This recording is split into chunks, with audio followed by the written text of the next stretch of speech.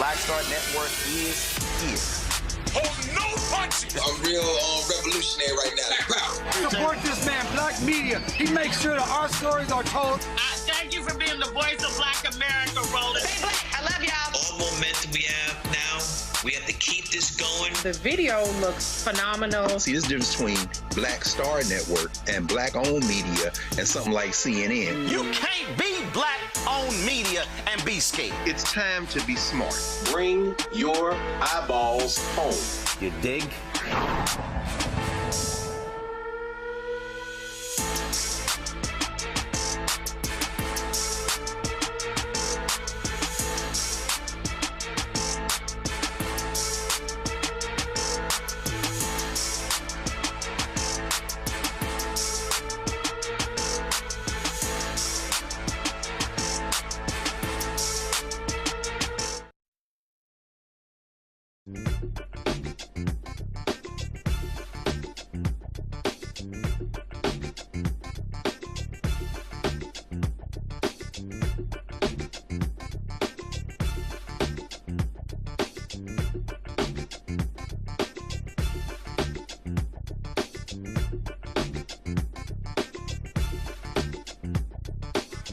Today is Friday, June 26, 2026. Coming up on Roland Martin Unfiltered, streaming live on the Black Star Network. There have been lots of conversation regarding the data center of the campus of Fisk University in Nashville.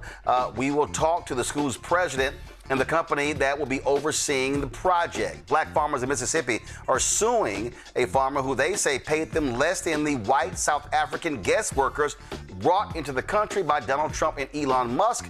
We'll talk with a lawyer on that case. A judge blocks the NAACP's efforts to create majority black voting districts in Mississippi. Also, white folks who sued in Louisiana want the state to pay their legal bills. Yeah, seriously. Texas Republicans want Bible stories to be taught in public schools, but somehow they started debating civil rights. Wait till you see what they said about Ruby Bridges. As the media continues to freak out about Democratic socialists being elected in New York City, we'll break this whole thing down.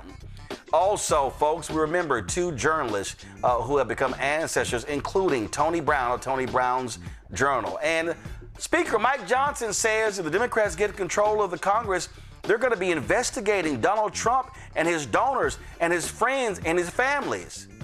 You goddamn right. It's time to bring the funk on Roland Martin Unfiltered on the Black Star Network. Let's go. He's got it. Whatever the miss, he's on it. Whatever it is, he's got the scoop, the fact, the find. And when it breaks, he's right on time and it's rolling. Best believe he's knowing. Putting it down from sports to news to politics. With entertainment just for kicks, he's rolling. It's on go, roll, roll, y'all. It's Roland Martin, yeah. Rolling with Roland now. He's funky, he's fresh, he's real, the best, you know he's Roland Martin now.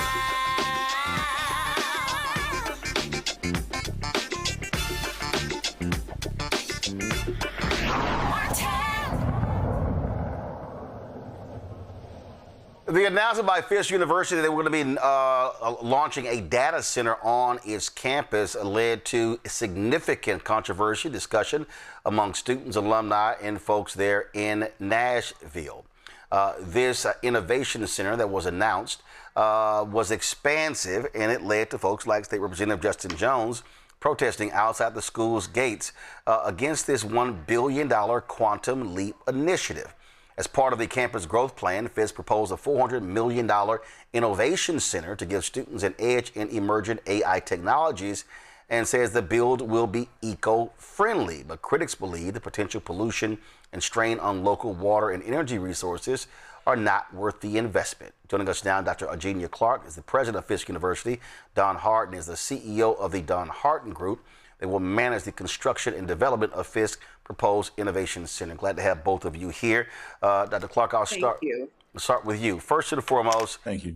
This data center on this campus that's being proposed, is there another university, whether HBCU, PWI, PWBBI, doesn't matter, that has done anything like this? So what is the model for this on a university campus?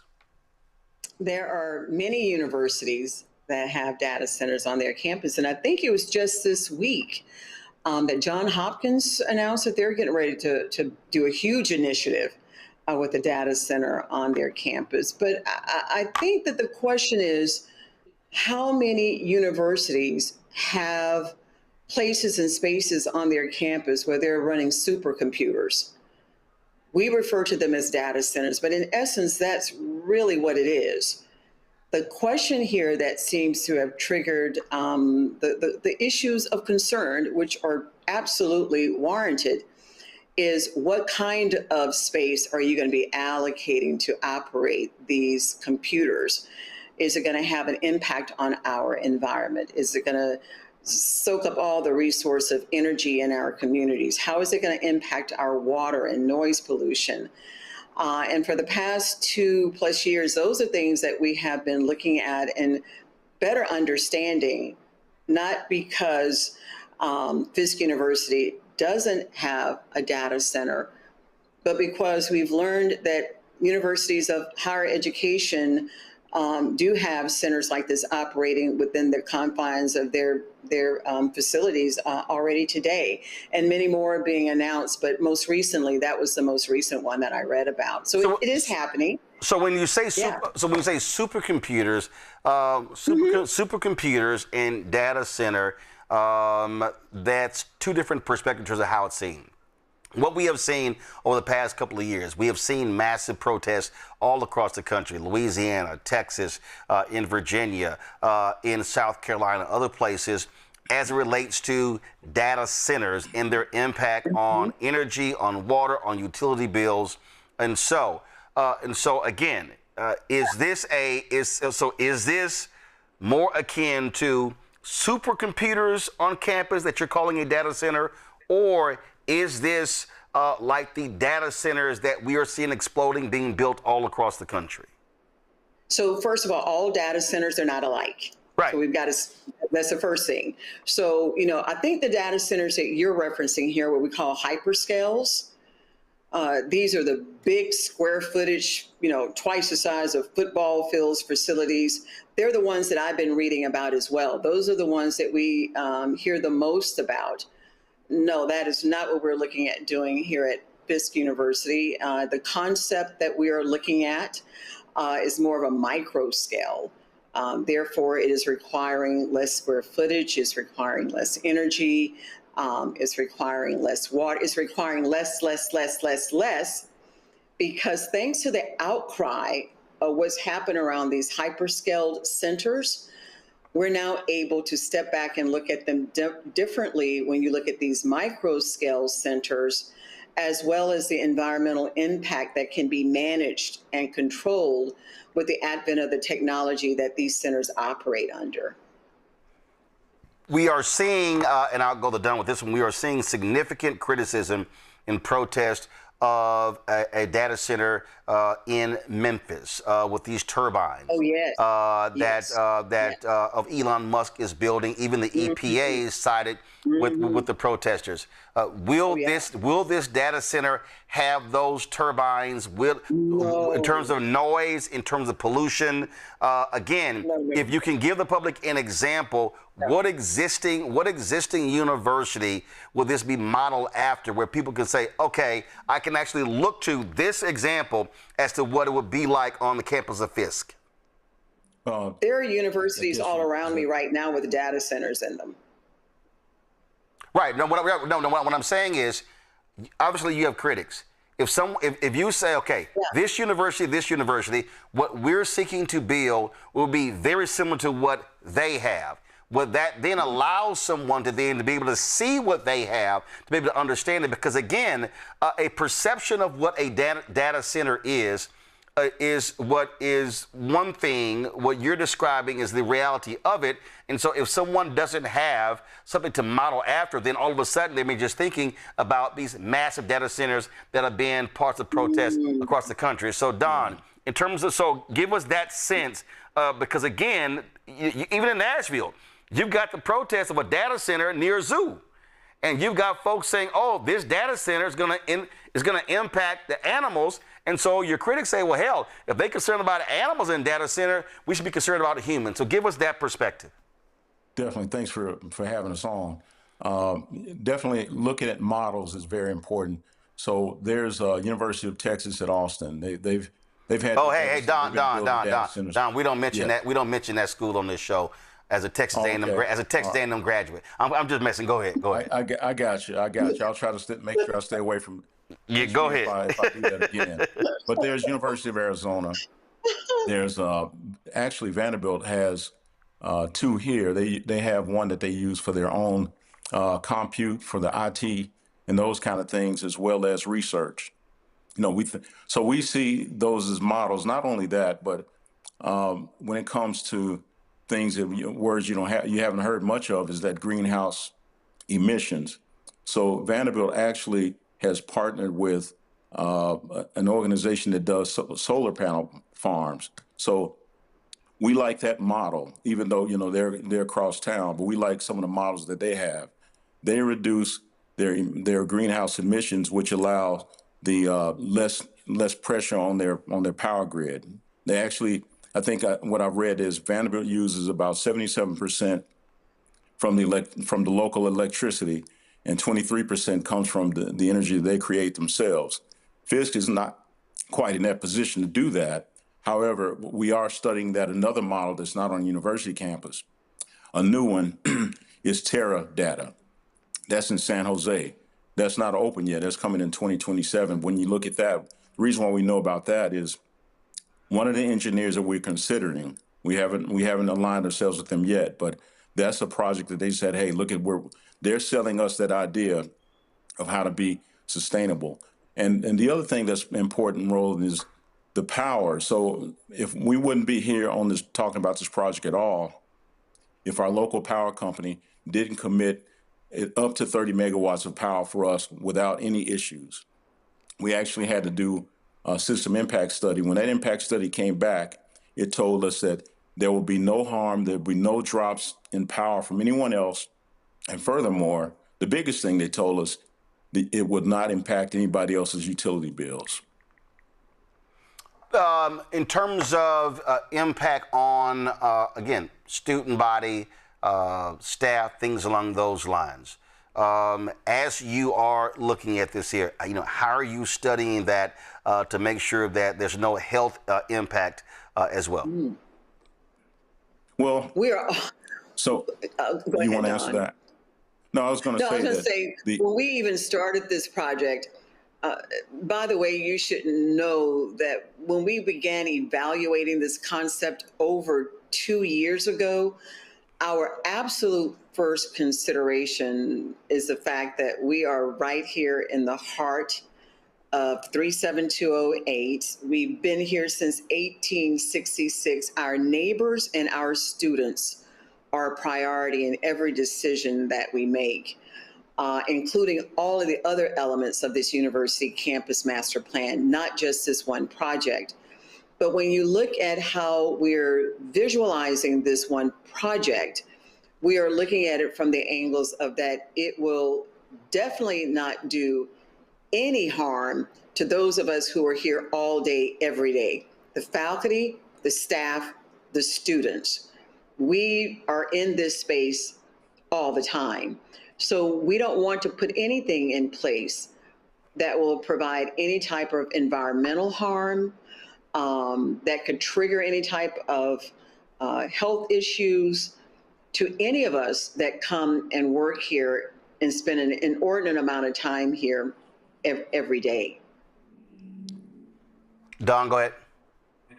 It begins with power. So things we're going to have to set design criteria. So we can't talk our way out of it. We have to engineer. I've been telling people we have to engineer our way out of this to a good solution. We have to engineer how the chillers are used, how they're placed, and when the robust power is going to allow us to not have to have so many generators. We've been told that by our engineers. We have robust power.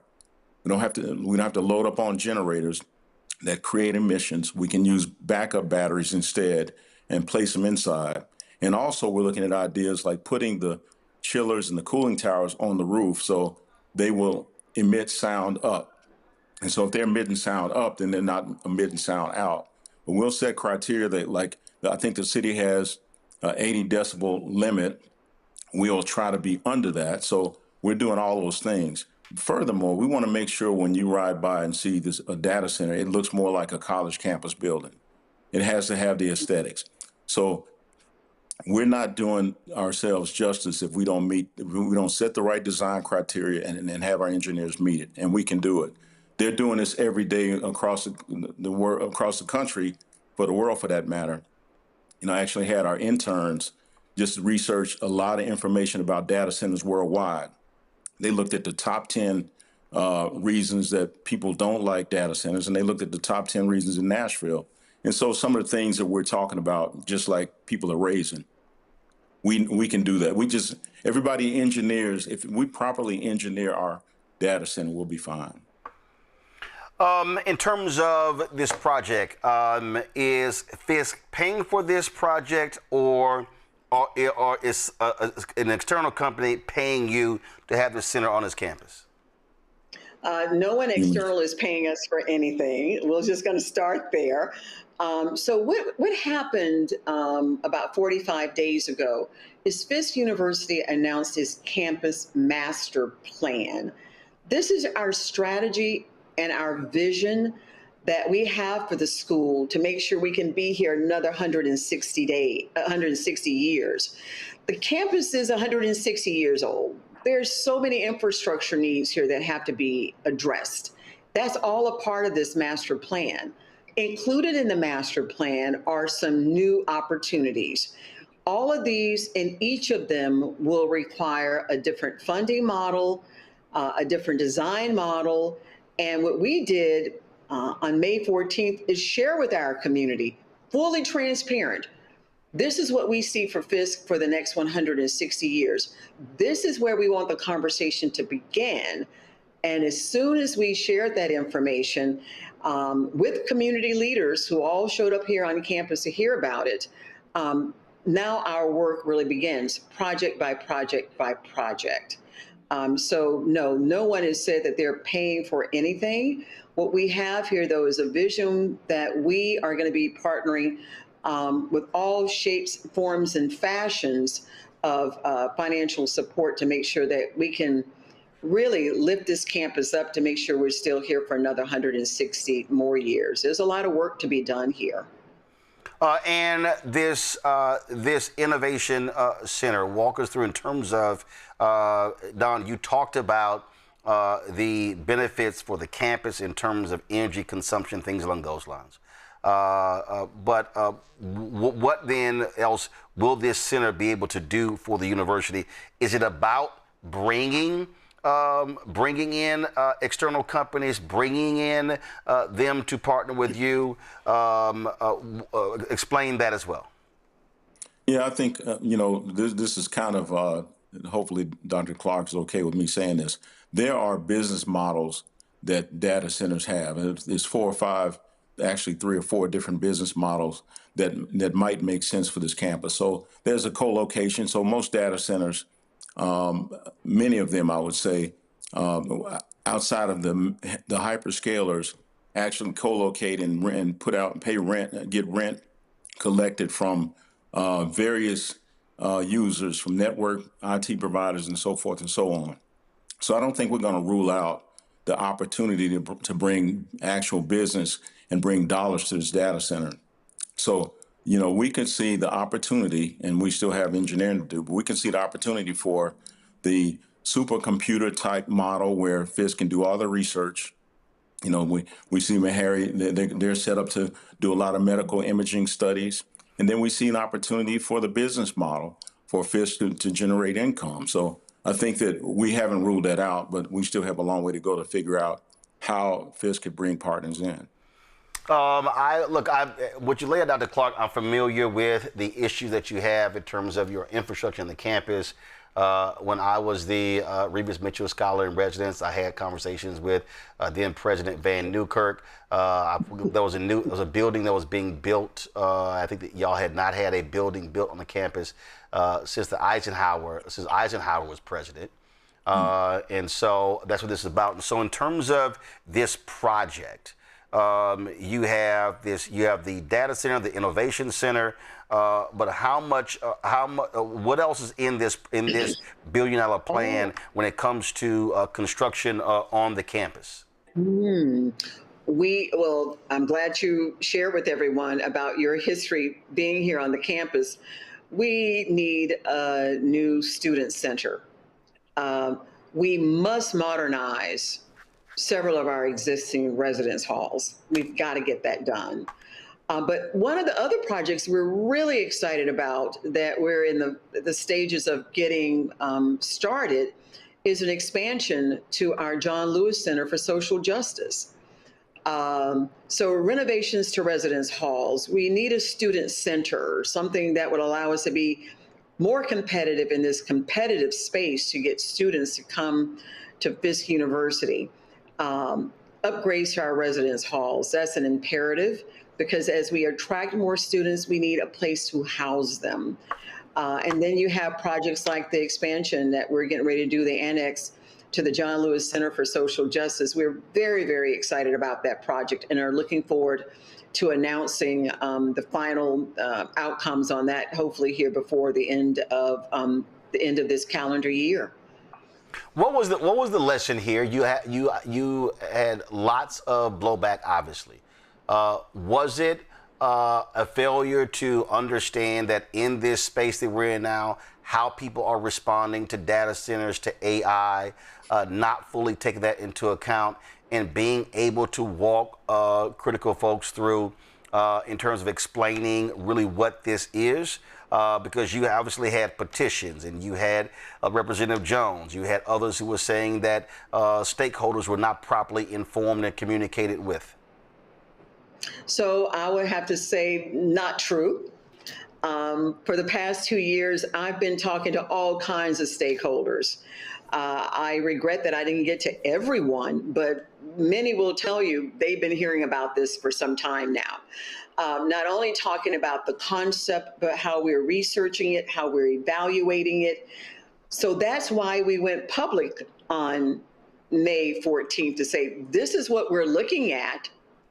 Now let's start getting your feedback, because none of this is finalized. This was a concept that we thought made sense for what we do at Fisk University and the students we serve today. We are educating students who are born in the digital age.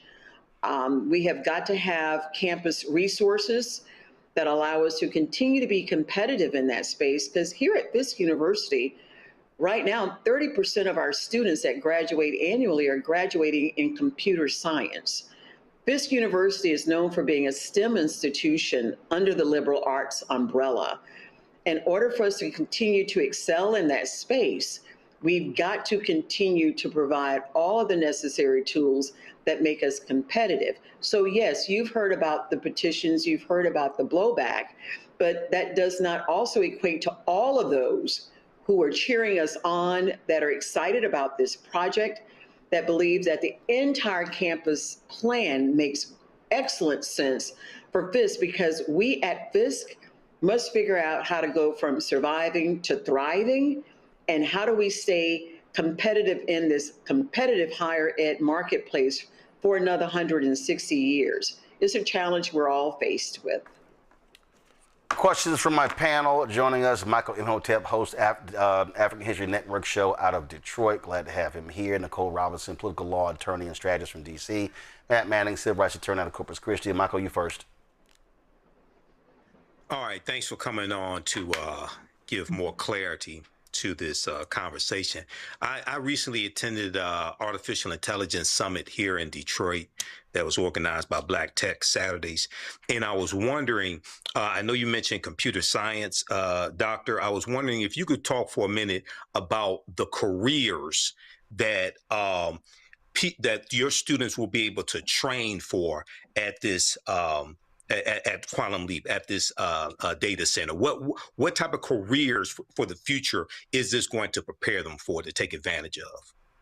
Michael, that's an excellent question. And while you're talking about that conference, I didn't get a chance to attend that one. But I did speak at a conference out on the West Coast known as ASU plus GSV. And it's where they bring together higher ed and high tech to have these conversations about what are we doing to prepare the workforce of the future. What is really critically important about when we talk about the skills that we're going to need for this high-tech, fast-paced, moving workforce of the future isn't the technical skills, it's the cognitive skills that are gained with a liberal arts training. So you may get computer science here at Fisk University, but all of the other experiences that we offer our students allow them to be good, strong cognitive thinkers, because at the end of the day, the technology can't replace everyone or everything. Right. It is to be heavily reliant upon those leaders who can take learning, integrate it into machine learning, and provide products that are useful to all of us. So what we're doing here at Fisk University is already in place. We have students that may come to Fisk and be a Fisk Jubilee singer, majoring in biochem, and also a member of the rocket team. We have students, that come to Fisk that may major in psychology, be a member of the rocket team, and at the same time have a minor in data analytics. So the thing that makes us unique in this space, and having an innovation center right here at their fingertips, will allow us to enrich and expand those experiences that we're offering them today. And then finally, I'll share this. When we started having this conversation about this idea a couple of years ago, we immediately went to the academic leadership of the institution, and those are the deans here at Fisk University. And they started looking at this and evaluating this and talking about what will that mean for the academic experience here at Fisk University, not just for the students, but also for the faculty and impact to staff. They've done a marvelous product that I think we're going to be releasing on Monday that answers your questions specifically. So make sure I know how to get in touch with you, because I'd like to send you that report to take a look at. All right, thank you. Nicole. Again, thank you both for joining us. I wanted to talk a little bit more about the community involvement in the plans for this project. So you mentioned that you connected with stakeholders throughout this process. Can you talk about how you conferred with students and everyday community members, and if you plan to continue collaborating with them throughout this process? Oh, because it's not a done process. So we have lots more to do. So since I've been here at Fisk University, the one thing that I have taken to heart, and I've spent an inordinate amount of time doing and will continue to do, is having a series of direct conversations. I have hosted here countless opportunities for students to come and talk with me, and they have. Just did another one, as a matter of fact, last week, I believe.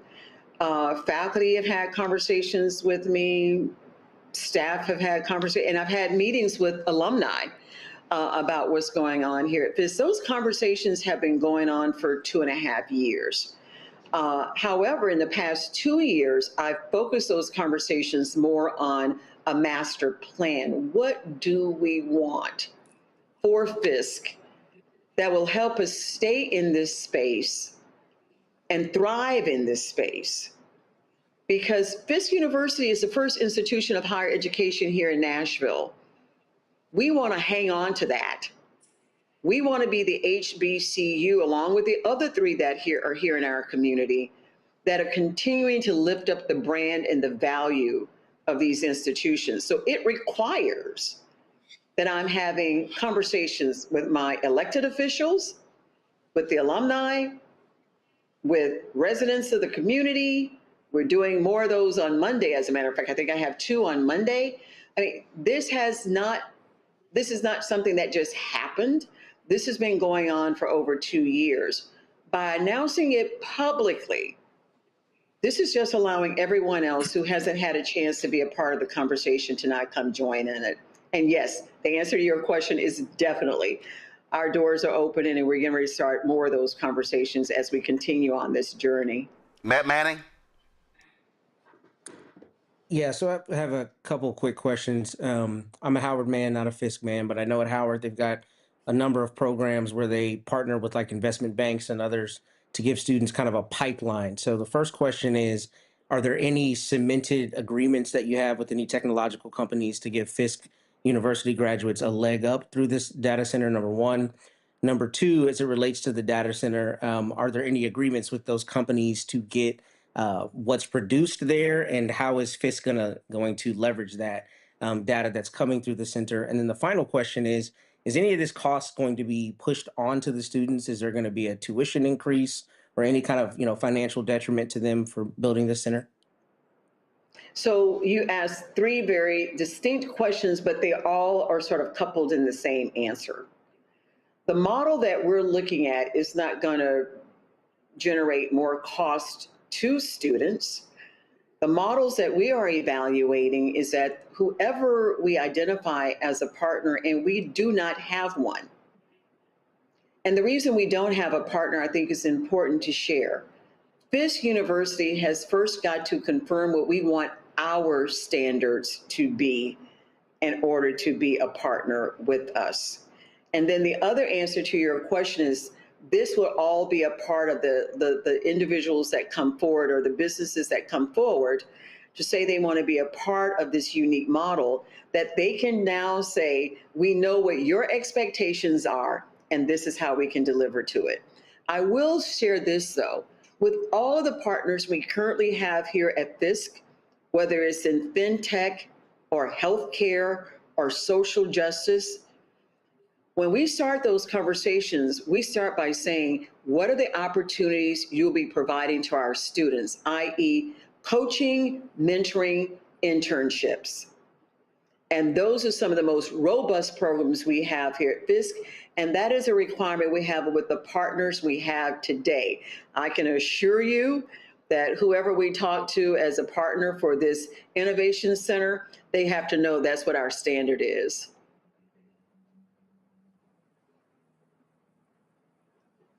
Okay, so you said, so here's the question. How do you pay for it? How do you pay for this? And then when do you hope to break ground on this innovation center? That's a tough question to answer right now because we're still working and identifying what the guidelines and parameters are going to be for a data center in the Metro Nashville marketplace. So for instance, right now we're working with the Metro Planning Commission, we're working with Metro Council and other community constituents, because before we can take this product into the market, we have to know what the parameters are around it. We know a few things right now. We know about the energy, we know more about the water, we know about a little bit more about safety and security. What we don't know are the other guidelines that need to come through our metro planning process. Once we have all that bundle, along with the desires and wishes of an institution of higher education in relationship to the students that we serve, then we'll go into the marketplace. The only thing I know is this: we are not selling our land to do this. We're looking at land that Fisk University owns and has owned, and we're looking at building out and developing some space that's undeveloped on our campus right now. Right. Well, we look forward to seeing as these details develop. We appreciate walking us through this. Obviously, there are critical issues that we always talk about. I would ask this. So, Don, your company, are you the prime contractor on this?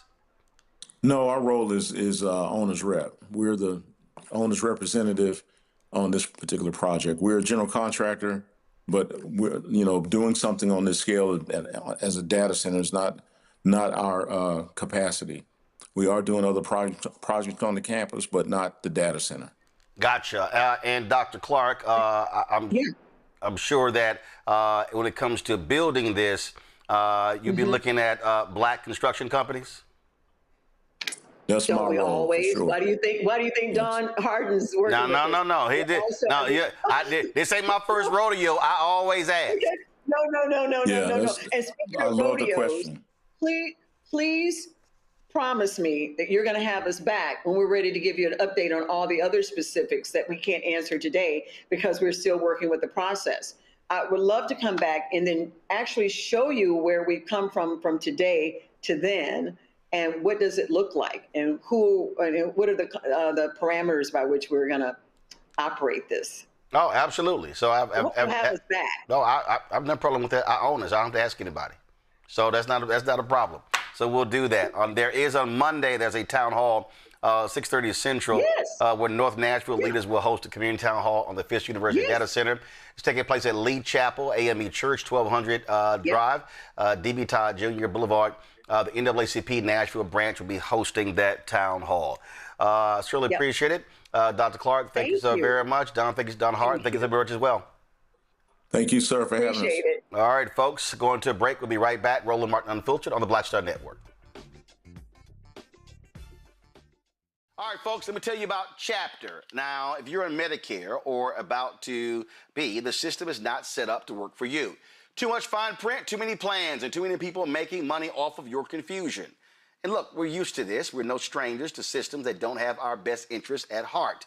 But we don't have to accept it when it comes to Medicare. That's why I'm telling you about Chapter. Their advisors are independent and honest. In fact, they're the only Medicare advisors that compare every plan nationwide. And they're focused on one thing: what works for you. If there's a better plan out there, they'll find it. If you're already in the right one, they'll tell you that too. There are no games. Just last year, people who switched with Chapter saved an average of $1,100. It's 20 minutes and a real person. It's completely free. My parents actually have already called. My mom sent me a text. Folks, give Chapter a call at 724-264-8281, 724-264-8281, and connect with someone you can trust. Folks, these are the kind of services that we need for our audience here at Roland Martin Unfiltered and the Black Star Network. So call Chapter right now, 724-264-8281. My name is Lena Charles, and I'm from Opelousas, Louisiana. Yes, that is Zydeco capital of the world. My name is Margaret Chappelle. I'm from Dallas, Texas, representing the Urban Trivia Game. It's me, Sherry Shepard, and you know what you watch. Roland Martin on Unfiltered.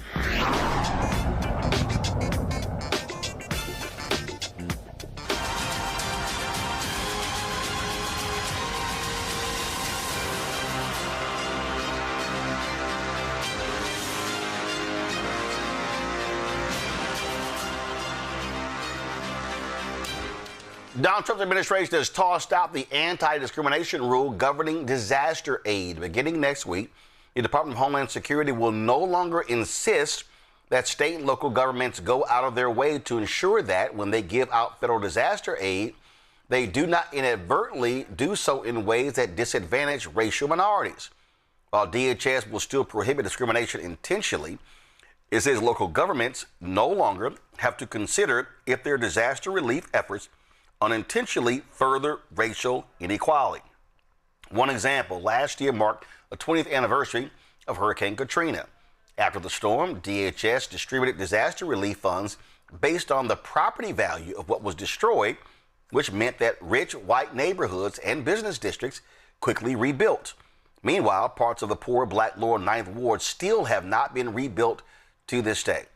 Also keep in mind, that was the Biden administration.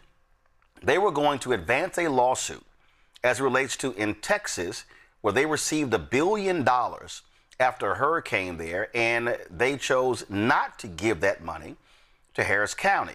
The Biden administration laid out that as a result, they were hurting African Americans and Latinos. ProPublica did a huge story on this. What did Donald Trump's administration do? They completely got rid of that particular lawsuit. What this goes to show you, Matt, is that this administration absolutely, positively, without a doubt, is anti-black. They do not care about black people or Latinos and people of color. And so for the folks who vote for them, understand you're literally voting against your own interests if you're supporting this white nationalist administration. And it's going to be buttressed in the legal filings by the Supreme Court's recent decision in the voting rights cases, talking about discrimination, and basically that it's got to be intentional discrimination. What's almost certainly going to happen now, despite the fact that they're completely different, substantive areas of the law, is you're going to see citations to this idea that unless it's intentionally discriminatory, you won't be able to divine someone's intent as it relates to why, contingency A of citizens got money and contingency B did not get as much money or a proportional amount of money. And what it's going to ultimately come down to is it's going to give further discretion for this administration to do exactly what you said, which is disadvantage Black people, but to do it under the guise of, some other pretextual reason why they're not given the same amount of money. And what you're seeing this administration do is attack every aspect of life in this same regard, but try to couch it almost in this legal, argument that they're getting from the highest court in the land, which is that it's okay if you're not, intentionally discriminating. But the problem with that is it's just like the deliberate indifference standard or other legal standards I deal with all the time, where it's very obvious what's happening. It's just enshrouded in different language. And what they're going to say now is, oh, there's some other reason why the money is not being allocated appropriately, when we know what it is that they either don't care about the people who are receiving that money, or they're abjectly being racist. And I don't think you're wrong about the administration continuing to signal to us which along those groups it lies.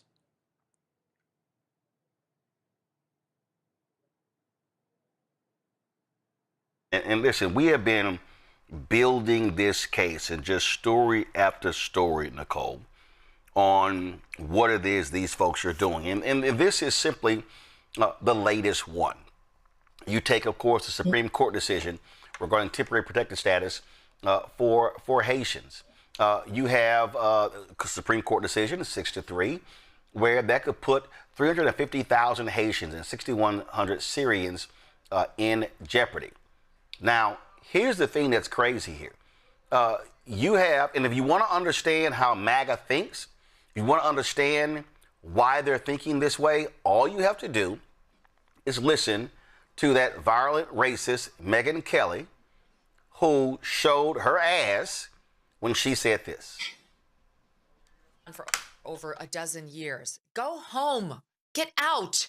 We know our country's better than yours. That's because we filled it with our work ethic and our culture and our values.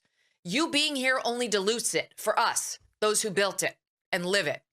And half of you people, more than half, you won't assimilate. We don't want you. We don't care if you're offended. Get out. Go home. Go back to fucking Haiti. Sorry. I'm thinking about our friends in Ohio who've been dealing with these TPS Haitians for years now, who are drunk driving all over their towns and killing people. This is the whole cats and dogs thing. Like, they don't want to live like Americans live. And this was supposed to be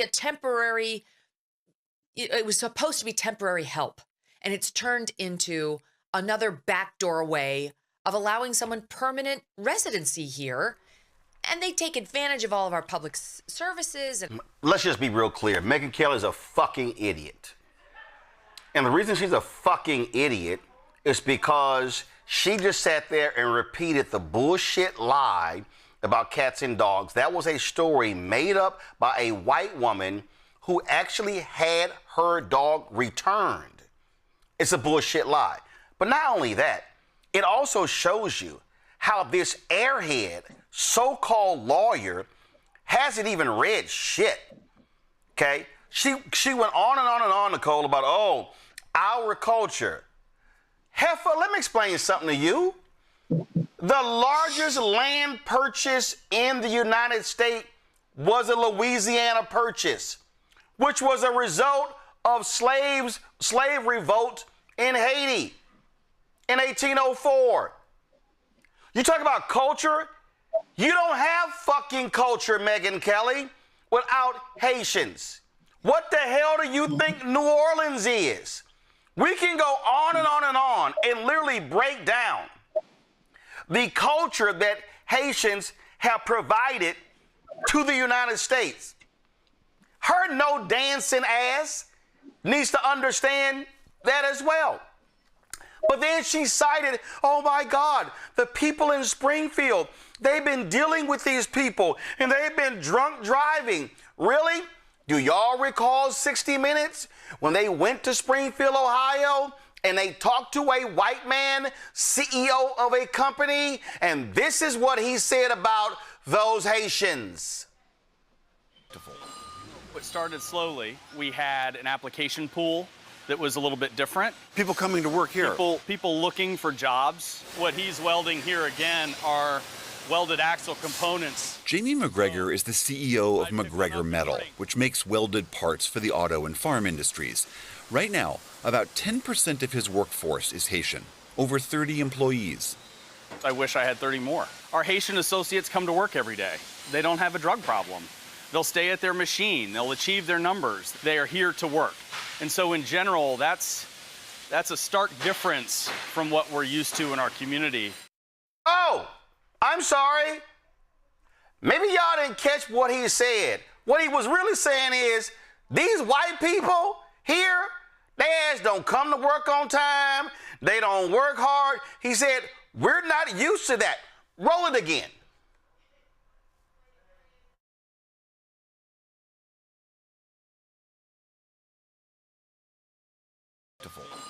It started slowly. We had an application pool that was a little bit different. People coming to work here.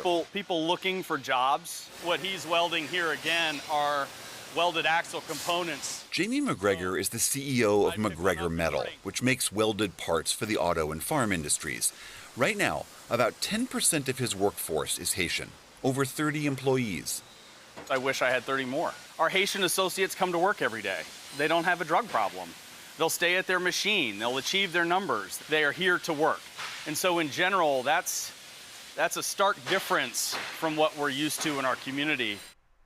That's a stark difference than what we're used to in our community, Nicole.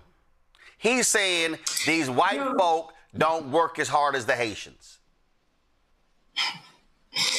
You know, first of all, for this white woman to say that her and her people are the ones that built this country is laughable, because we know that the United States was built on the backs of Black people, immigrants, people of color, everybody but white people.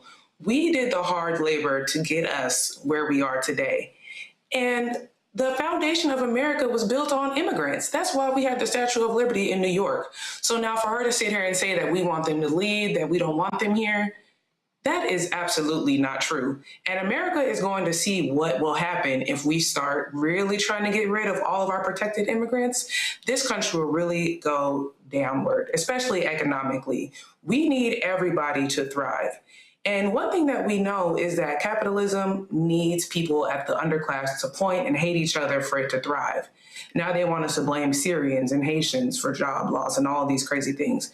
But really what we need to be doing is coming together and fighting against the people at the top that want us to be fighting against each other. We need our Haitians, we need our Syrians, we need all of our immigrants here in this country.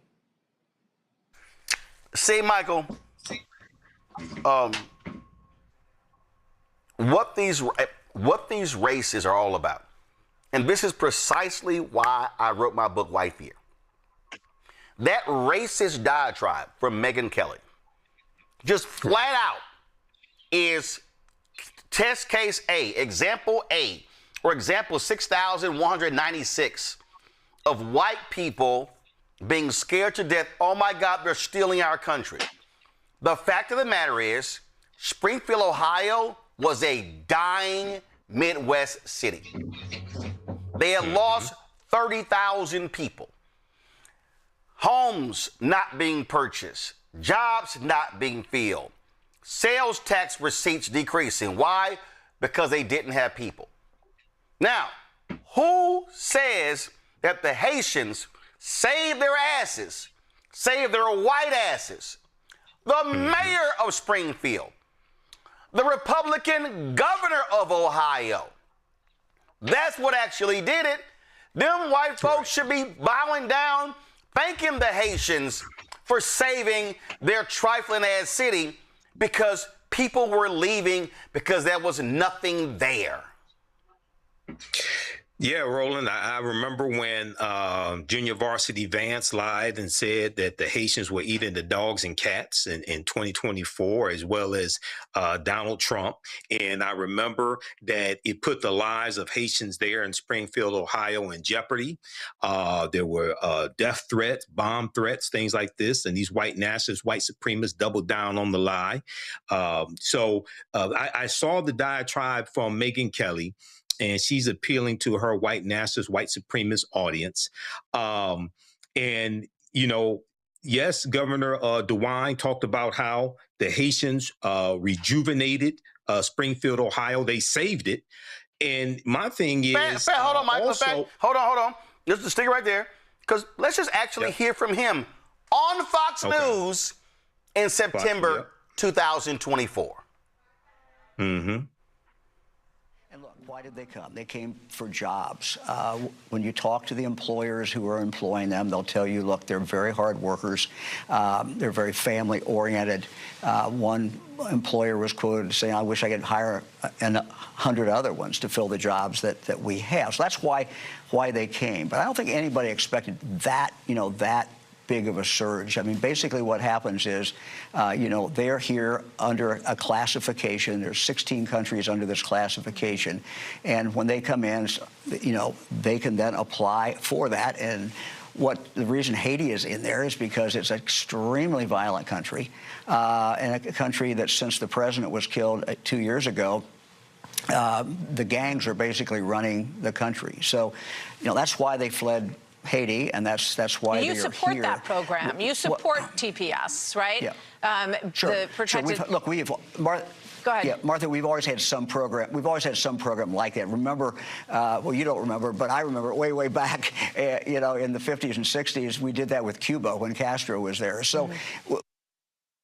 We did it with Cuba when Castro was there, and Cubans in Florida formed the basis of the Republican Party. But here's the other deal, Michael. And that is this here. Megyn, the United States, we fucked up Haiti.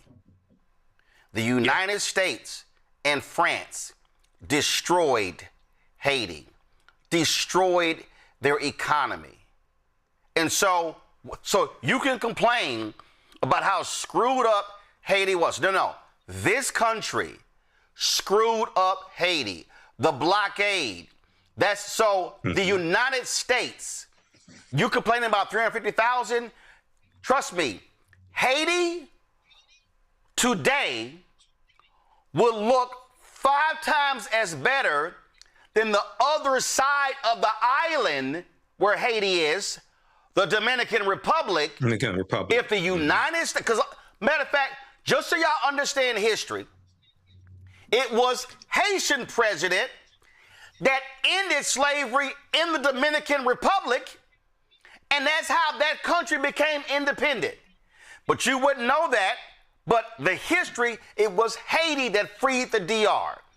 And so had the United States and France not screwed over Haiti, that country would be so far ahead. I dare say, Michael, it would be the crown jewel of the Caribbean and the Western Hemisphere if the United States, if the racist United States had not sabotaged Haiti for more than 150 years.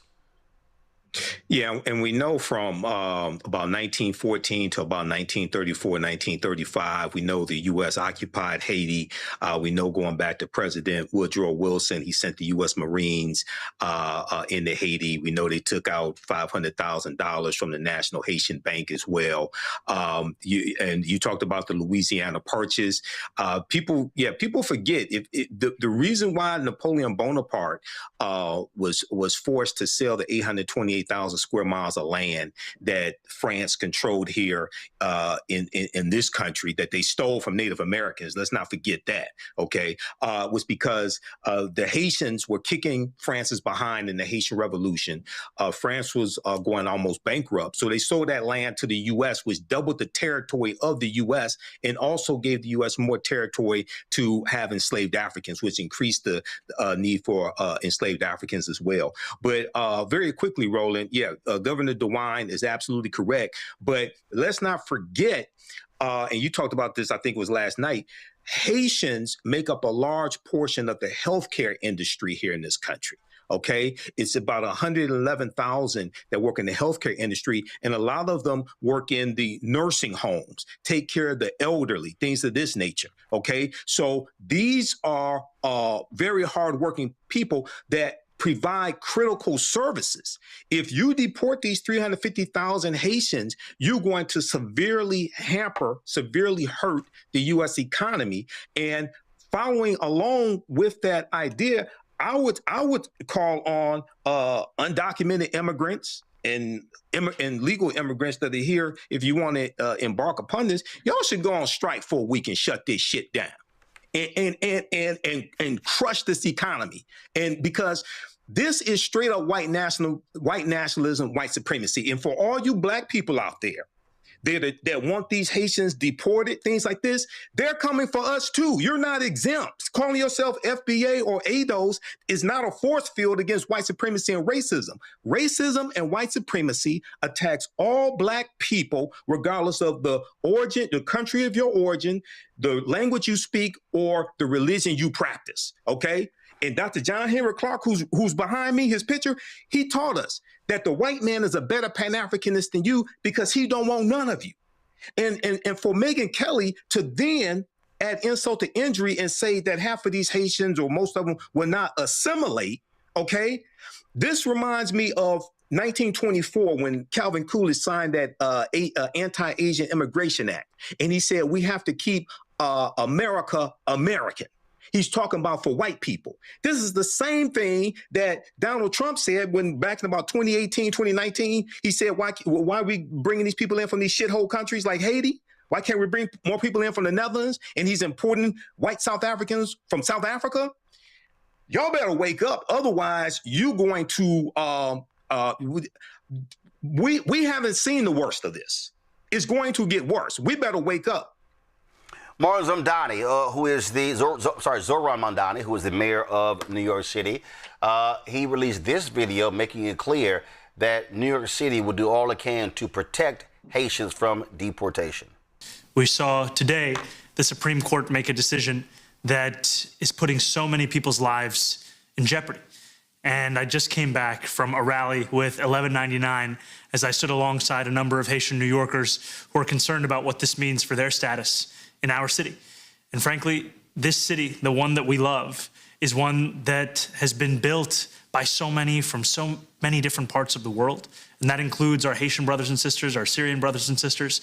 And we stand here ready to be in solidarity with all of those who are concerned by today's decision. And beyond just language of solidarity, actions of solidarity. Now, what that means when it comes to our city is if you are worried about what this means for your status, if you're worried about what this means for your family, I would encourage you to call our Mayor's Office of Immigrant Affairs hotline, and you can do so at 1-800-354-0365. Again, that's 1-800-354-0365.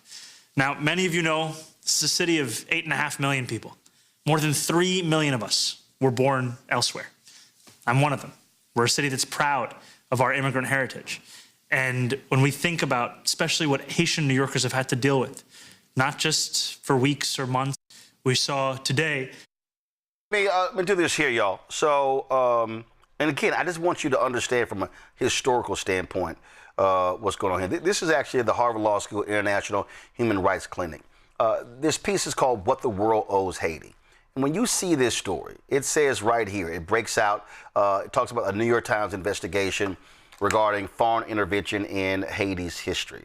This was published June 29th, 2022, so almost to the day 4 years ago.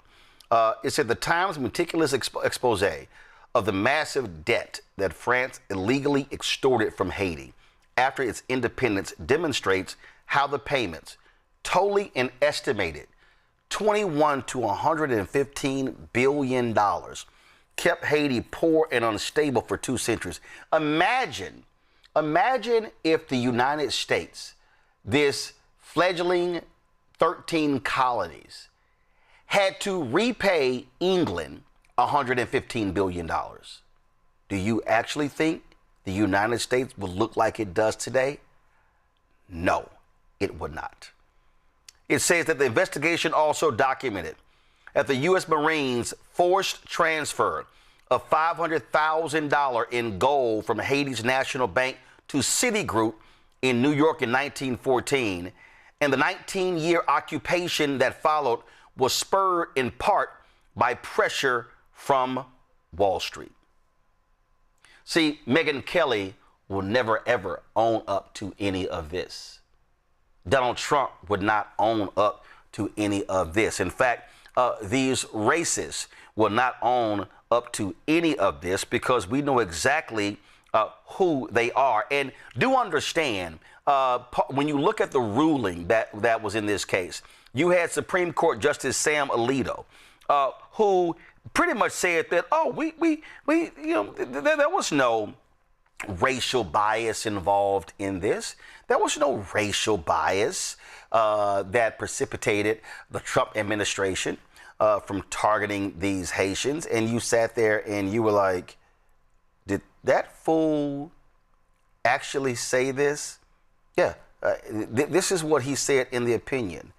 Some statements express great displeasure with TPS. They note, among other things, that TPS designations have often been far from temporary and that aliens who are allowed to stay in the United States under the program are not vetted like other aliens who seek admission. But go back further. This is what he says. None of the cited statements by either the president or the secretary was overtly racial, and in substance, all express policy views that could rest on race-neutral justifications. Extreme Court Justice Samuel Alito, that idiot, that January 6th supporter, him and his wife, actually said, oh no, the things that they expressed, that stuff wasn't racial. I can't believe that y'all would sit here and say those things. Yeah. In her dissenting opinion, Supreme Court Justice Elena Kagan said, your punk ass is a liar. She said, here's some of those statements. Haitians are eating the dogs. They're eating the cats. They're eating the pets of the people that live in Springfield, Ohio. Haitians are also eating other things, too, they're not supposed to be. Haitians in the United States probably have AIDS. Haiti is a shithole country, which is filthy, dirty, and disgusting. Haitian immigration is like a death wish for our country. And Haitians, along with some others, are poisoning the blood of our country. Why is it we only take people from shithole countries like Haiti and Somalia? Why cannot we have some people from Norway and Sweden? The majority briefly replies that those remarks are not, quote, overtly racial. But it is hard to know what that means. Haitians are black. Norwegians and Swedes, not so much. The references of filth, disease, and primitiveness are shot through with racial stereotypes and tropes. It is hard to imagine the statements being made today of any white community. No very sensitive inquiry of the kind Arlington Heights compels is needed to see them for what they are. Judges, as we often say, are not required to exhibit a naivete from which ordinary citizens are free. The statements fairly shout in their racial undertones and overtones alike that race entered into the president's resolve to remove Haitians from this country. But folks, the racist attacks ain't just on Haitians. It's on Somalians. And it comes from other members of the Republican Party, such as Tom Emmer. Listen to this gross disrespect of Somalians. Guess what? There is nothing racist about calling out a criminal. So when I say that it's time, It's time. I mean, this is what they do in the great state of Minnesota. You know, our culture, that Scandinavian culture. By the way, I better make it clear before I go any farther. Minnesotans, are there any here? Ah, good. Then let me just say. Okay, well, born, yeah, you're wearing that hat. You must be from northern Minnesota, the Iron Range. No. Probably closer to Iowa. No, I'm going to leave that alone.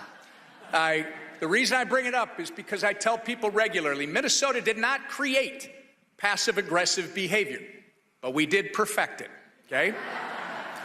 And I happen to be more on the aggressive side, which doesn't always work in Minnesota, as Ralph will tell you. You know, sometimes Minnesotans are so afraid that you're going to call us a racist, you're going to call us an Islamophobe, you're going to call us some name that we just don't want to get into that fight. You know what? I would argue that I never did care, but I'm done being careful, even the least bit careful. And I don't really care where you come from, but if you come to this great country, you have to understand you're coming here to be an American. We celebrate everyone's culture. We're happy with that, as long as you are an American. Celebrate your culture. I don't care. Italian, Polish, Somali, okay? But they don't assimilate. And if they don't assimilate, then they should go the hell back to where they came from.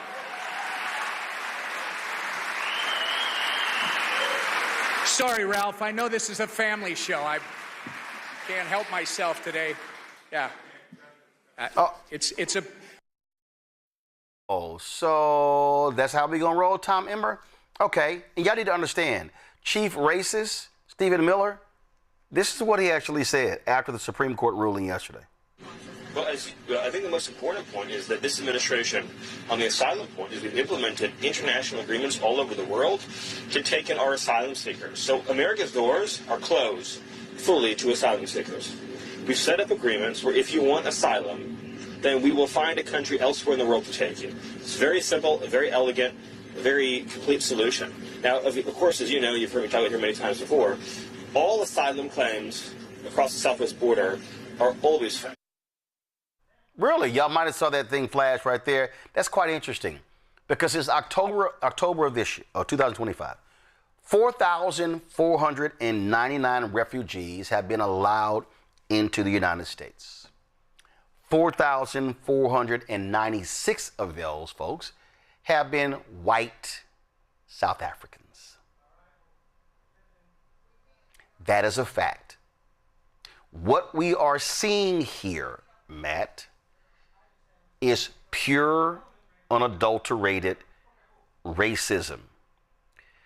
And what we have to deal with here, Michael and Nicole, is that when these ADOS FBA people, when they spout language, the anti-immigration language, even anti-black immigration language, they sound just like Tom Emmer. They sound just like Stephen Miller. They sound just like Donald Trump. They literally, Michael, are speaking for white nationalists. Absolutely. It's white supremacy through ventriloquism. That's what it is. And it reminds me of three quick points here. It reminds me of a political meme I saw in the past couple of weeks from urban intellectuals on Facebook. And it said the cockroach, out of hatred for the ant, voted for insecticide, and the fly, out of apathy, didn't vote at all. And they all died because of the consequences of an election. Okay. And this is how you get a white nationalist, white supremacist like Stephen Miller, who's deputy chief advisor to Donald Trump. This is the same Stephen Miller who headed up American First Legal, who rounded up white farmers to sue the U.S. government to block the $5 billion from the American Rescue Plan that was going to go to black farmers and farmers of color that John Boyd talked about here on this show a number of times, that dealt with discrimination against farmers of color. That was white supremacist, white nationalists right there that rounded them up to block that. And then right now, I've said this before on the show, Roland, right now on the State Department's website, there is a level 4 travel advisory warning Americans do not travel to Haiti because of crime, violence, because of poor health care, things of this nature. And you're going to send 350,000 back there. So, and lastly, for all the black people who out here talking about reparations, this same goddamn government is suing Evanston, Illinois to block $25,000 of reparations to black people. So where the hell are you going to get reparations from? And here's the thing. When Megyn Kelly talks about go back to where you come from, keep in mind, Stephen Miller people ain't from here. This is his uncle on CNN's Anderson Cooper saying, well, thank God we had an immigration policy, because if that's the case, we would not have been able to come here. Piece you wrote, you described your nephew, Stephen Miller, as an immigration hypocrite. What do you mean by that? It's an important question, and I have to preface my response by saying that I wrote this article more in sadness than in anger or resentment. Our family history is entirely dependent upon the fact that our family was able to escape from a terrible situation in what is now the country of Belarus. In those days, was part of the Russian Empire. Your family first came here, I think, in the early 1900s. The first of our particular group came over in 1903. They worked for a while peddling fruit and doing sweatshop work, and then they were able to round up enough money to bring over the rest of the immediate family. Everybody else who didn't make it, they were all swept away in the Holocaust and dead. And so you're saying the hypocrisy had, well, let's put it simply. And I'll say this here.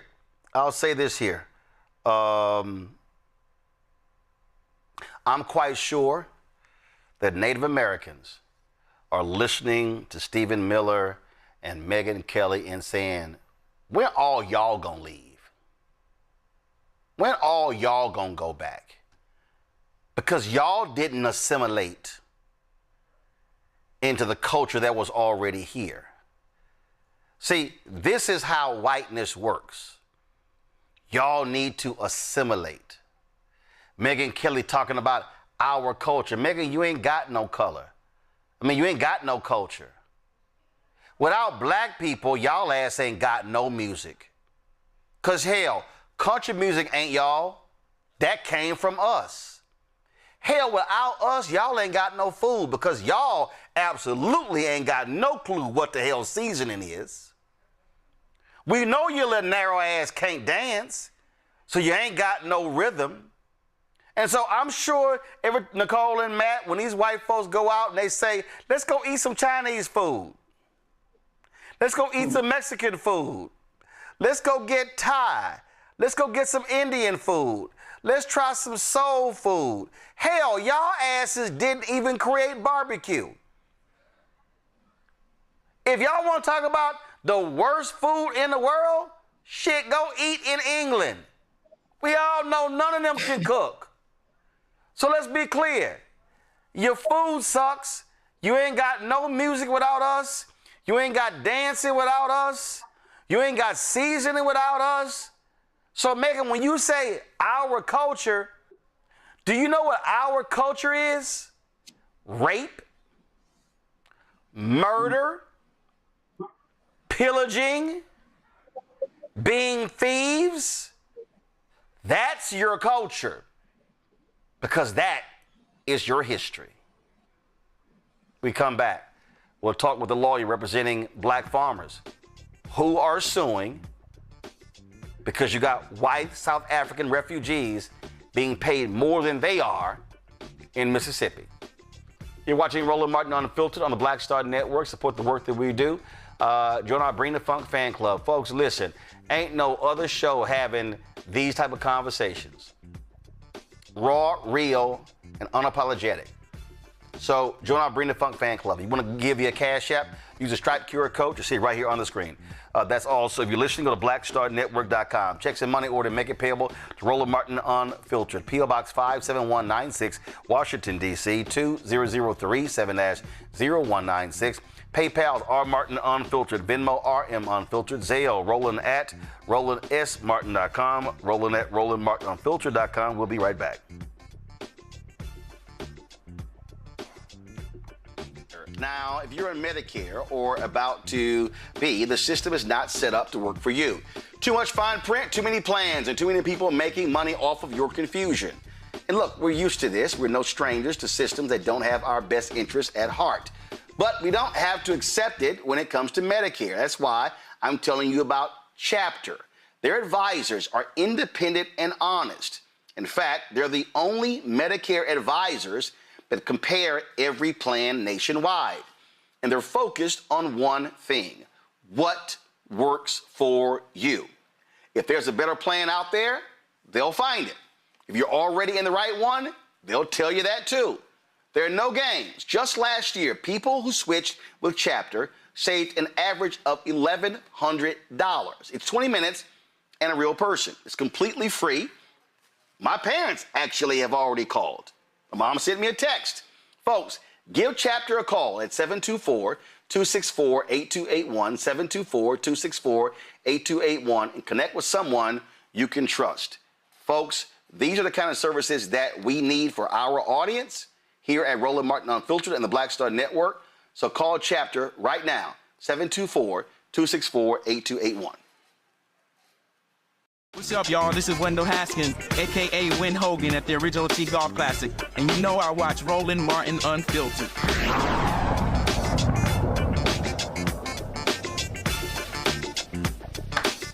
All right, folks, you've got some Democrats. They are, oh my God, beside themselves because Democratic Socialists had a big night in New York City. 3 candidates supported by Zohran Mamdani beat members of Congress. They took out 2 incumbents, all right? Then in Washington, D.C., huge election there. The sister became the mayor-elect, she, Democratic Socialist. And so now it's like, oh my God, the world is ending. They're taking over. What is going on? All these people are losing their minds. James Carville, oh my God. He is just cranky, mad, upset. Listen to this, fool. But the idea that we must neglect everything else that's going on, all of these other primaries, all the recruits Jason has, all huge, phenomenal successes we've had, and declare that the party is now under the control of the Democratic Socialists of New York City is insane. But understand, these people do not like Democrats. Not only are they not Democrats, they wish Democrats poorly. So I just cannot. Maybe there's a way that you can say to, I guess Mamdani is the leader of it, is, you insist that, try to insist that the people that run under your banner run as a Democratic Socialist and don't use the Democratic Party as your guideline, and let's negotiate the terms of a schism here. Maybe we can part under some kind of advantageous terms for both of us. But I'm done. I'm not in that fucking political party. I am totally. You're totally nuts. That's what you are. Speaking of nuts, Pennsylvania Senator John Fetterman.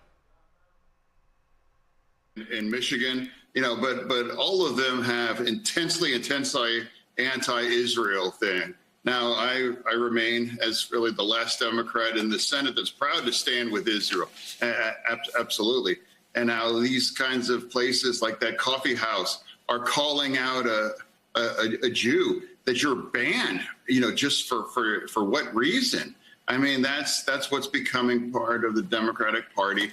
And now hating on Israel and essentially anti-Semitism has become like, the center of a lot of these primaries across the country, and definitely that we're witnessing in New York City. You know, but Senator, years gone by, you would be considered a mainstream Democrat. I was very close to Joe Lieberman, for example, a great guy. He would not want to be a part of this movement either. You're like the only person that is standing against it. What about the other people in your party? Where's Chuck Schumer? Where are other prominent Democrats? Why won't they speak out against this madness? I mean, I'm proud to stand with Israel. You know, whether if I'm the last Democrat, you know, here or not, I'm proud to stand with Israel, and I'm going to call out what I'm witnessing all across the country in all of these races. And you have these kinds of candidates that are actively trying to cram as much anti-Israel and essentially anti-Semitism into their platform. And now these are the kinds of people that are winning right now. Now, whether it's a Nazi tattoo or if it's actually someone like the Chevalier going to the pro-Hamas rally on 10/8 after 10/7 and celebrating the 10/7 massacre. Look at these kinds of people and the circles that they're in. Look at the kinds of things that Mandami's wife had liked on social media. You know, the kinds of music that she listens to, these views, that thing, you know, just intensely anti-Israel and intensely anti-Jewish now. Well, let me ask you this, because... So, Fetterman said that he called them the dirtbag left, okay? And I want y'all to understand, he's like, these anti-Israel... So, do y'all understand that Dan Goldman, Democrat Congressman Dan Goldman, he lost to New York City former comptroller Brad Lander? Do y'all know that Dan Goldman is Jewish? Brad Lander is Jewish. Are you aware that that district is the most Jewish district in the country? And they voted for Brad Lander because he does not support continuing to support Israel. So if Jewish people are taking that position, I'm just saying, what the hell are you talking about, Fetterman? All these people are upset. They're angry. Sonny Hostin on The View had to clap back at one of her co-hosts.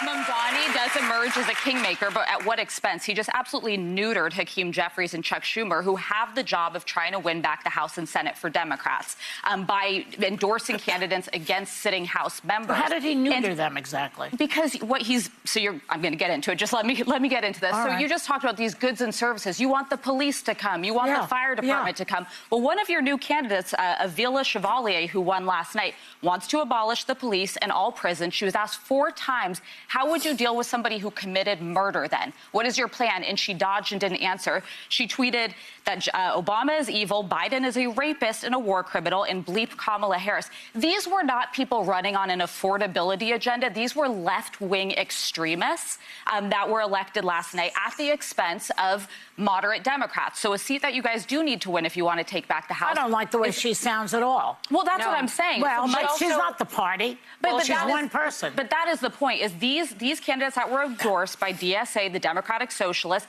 were extreme candidates. And I've seen this happen in my party where the extreme right wing takes over and you can't get your party back. I would warn you all, this is very dangerous and it could risk you losing the House. I disagree with that. You know, I think that New York is the nation's cultural and political capital, and that's just a fact. And I think the Democratic Socialists of America is a force to be reckoned with at this point. Yes. I really do believe that.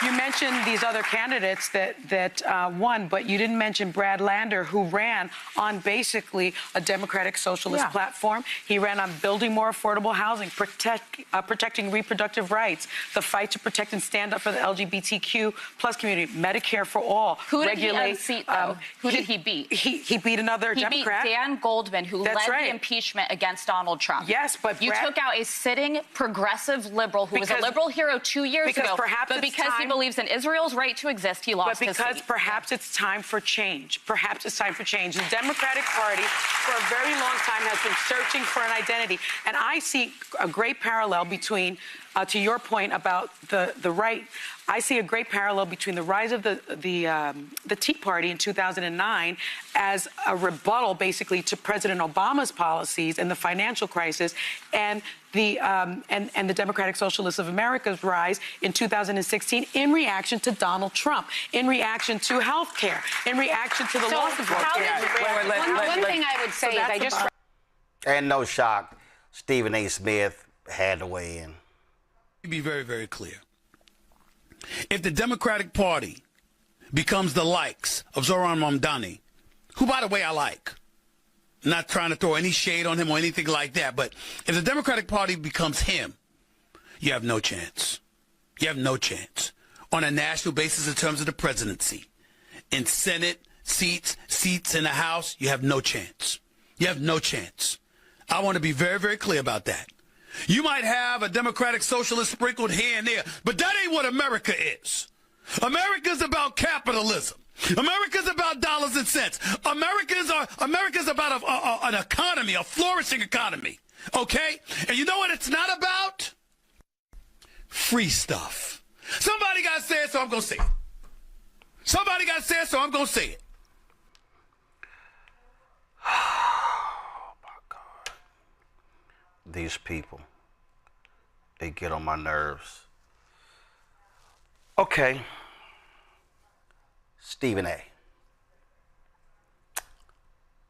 can you please do some damn research?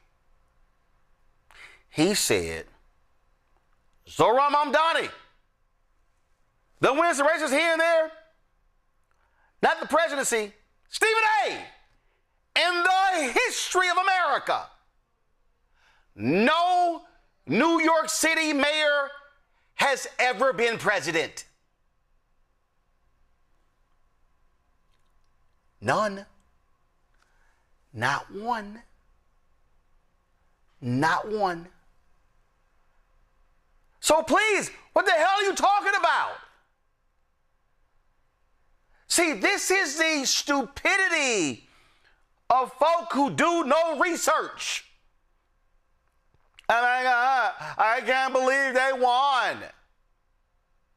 Well, this also what happens when you don't do your work. Tish James, the Attorney General of New York State, she told CNN, some of the candidates that he has supported, speaking of Mamdani, are individuals who do not understand the politics of New York City, the cultural differences from district to district, who have not been part of the history and the struggle of some of these districts and are relatively new to the body politic. Okay. Then she said, speaking about Mamdani, all of us are a little frustrated with the Democratic Party, but you don't blow it up. That's what MAGA has done. Just let me help you out with something, Tish. Does MAGA control the White House? Yes. Do they control the Senate? Yes. Do they control the House? Yes.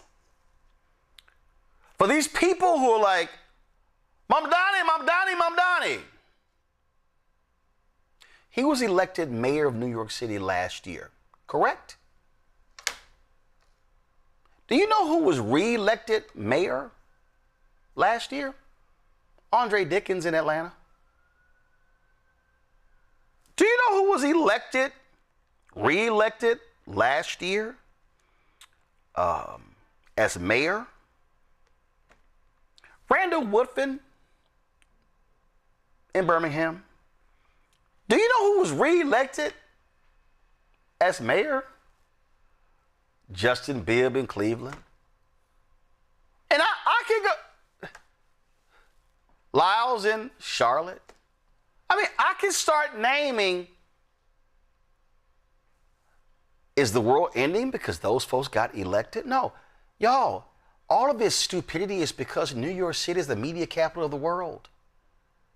It's because ABC, NBC, CBS, MS Now, CNN, Fox News, they're all headquartered in New York.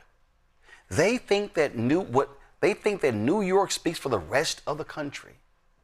No, it doesn't. And this is also a math thing. So let's see here. So go to my iPad.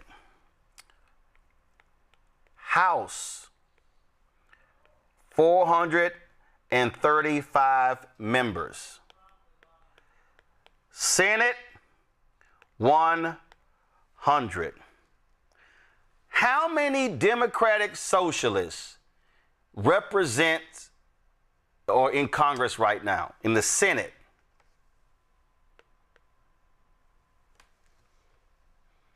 Bernie Sanders. Right now, how many self-described Democratic Socialists are there in the House? 1. AOC. Now, you did have folk like Congresswoman Ayanna Pressley, member of the squad, the group of young members that came in. AOC was one, Katie Porter was another. She said this. Democrats, your slip is showing. When I was coming out, my grandfather used to use the expression, your slip is showing. It basically just means you're telling on yourself. Pundits, you're telling on yourself. Because I want to know, why is it when moderates win elections, it's a new blueprint for the Democratic Party, it's a bellwether for the future. And when progressives win elections, we're an anomaly, it's a fluke, and not a mandate from the people. Your slip is showing. Your bias is showing. The people have spoken. Listen to them. Presley said the people have spoken. And Nicole, what I need people to understand is that there is no politician, there is no Democrat, there is no Republican, there is no independent who owns a seat. If you are an establishment member of the party and you're mad because your candidate lost, then you should be mad because your ass didn't work hard. You should be mad that your campaign sucked. You should be mad that your agenda wasn't as good. You should be mad that you did not connect with the voters in the right way. The fact of the matter is, voters get to choose who they want to represent them. Mm-hmm.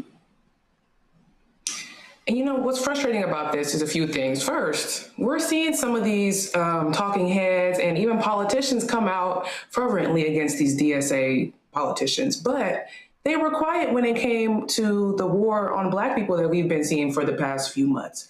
Quiet about gerrymandering, but now they're so upset because people in these major cities elected someone that offered to feed them and get them to work and find housing for them. They don't speak up about things when it's an attack on Black people, but when they feel like their seats are going to be up and we're done with the status quo, that's when they get upset. And look, they need to take this as a sign. We have Janice Lewis-George here in D.C. We have wins in Seattle, California, and New York. The Democratic Party needs to take that as a sign to move to the left. We are tired of these weak sauce Democrats who just drag us further and further to the right when the Republicans move to the right. We need to fight back and punch harder, okay? Mamdani was able to turn out young voters at a higher rate than we've seen in New York. And if we want people to show up to the polls in November and in 2028, we have to come with some heat. We don't want any more status quo. We're ready to move on and fight back against this power structure that we've been seeing for these past few decades, if I can say that. Here's why I will disagree with you to some extent. And that is, a Democratic Socialist can't run in every race. That only works in certain places. I doubt very seriously a Democratic Socialist, Matt, can run in Georgia, can run elsewhere. When Stephen A. yells, "We're capitalist," duh. But what folk have to do is say, no. What is their agenda? They were speaking to affordability. They were speaking to health care. They were speaking to housing. They were talking. If you take the so-called Democratic Socialist agenda and then you say, this is what Brandon Scott has done in Baltimore, same agenda. He doesn't simply call himself a Democratic Socialist. Same agenda. People, Matt, are voting for an agenda. They're not caught up in, are you a liberal Democrat, centrist Democrat, conservative Democrat? Are you establishment? No, they're saying, I need somebody who is going to speak to my interest in Washington, D.C., and I'm going to give this person a shot. Sounds to me like when them Tea Party folk got elected, when they took out establishment Republicans. Yeah, I think there's some nuance I want to add to it. So the first thing is, I disagree fundamentally with your fundamental premise that Mamdani is just kind of cordoned off in New York and that's not going to reverberate. Ironically, I remember you and I having a conversation about this a few months ago, and I think the fact that Mamdani is the mayor of the biggest city in the country necessarily gives him the largest stage, and what we're going to see from that is likely more comfort, or I guess less reticence to jump out with further left positions. Maybe not here in Texas. Ironically, the Texas Democratic Convention is going on here in Corpus Christi for the first time in, I guess, ever. So, I mean, Tallarico and all those folks are right down the road from me. But I think what you're going to see is you're going to see people around the country who are not afraid of the socialism tag or not afraid of the super far progressive tag. I mean, I think the ghost of Joseph McCarthy is happy right now because we're still afraid of socialism. But what's realistically happening is people are looking, to your point, to some degree, at the agenda and saying, it's incredibly expensive to live right now. Who's talking, what I want to hear? And they're going to get behind those people. But the issue here is really gatekeeping. You have people who see their power slipping away, and they don't like that there are new power brokers. And that's because the Democratic Party, what do we complain about for the last couple of years? They're not energizing people. People are not excited. They don't want to go to the polls. Now you have somebody who is energizing people and who's winning. And you have a political environment where people are looking to the person with the loudest bullhorn with the best vibes, right? It's happening on the far right with Trump. That's why he got reelected. That's why you have people in lockstep with him. And I think Mamdani is showing that there is going to be a movement on the opposite side with far progressives who are going to be less afraid to say things that 10, 20 years ago would have gotten them kept out of any meaningful conversations for electability. So that's what I think is happening. And I think the power brokers are afraid of the fact that they're losing control of the party. But also, when you have two big tents, inherently, it's going to be hard to corral everybody under that. And those moderates are, mad that they're losing control of the party. But that's what I see. Again, I am going to stand by my position, Michael, that Mamdani, the focus on Mamdani is significantly overblown because he's in New York City. The reality is, if this was another city, it wouldn't be getting the same attention. It wouldn't. Why? Because it's not the media capital of the world. But when I look at these things, again, what I pay attention to data. I pay attention to how people look at these things. So for instance, you take Janice Lewis George, okay? She wins in Washington, D.C., okay? This is what the Washington Post said.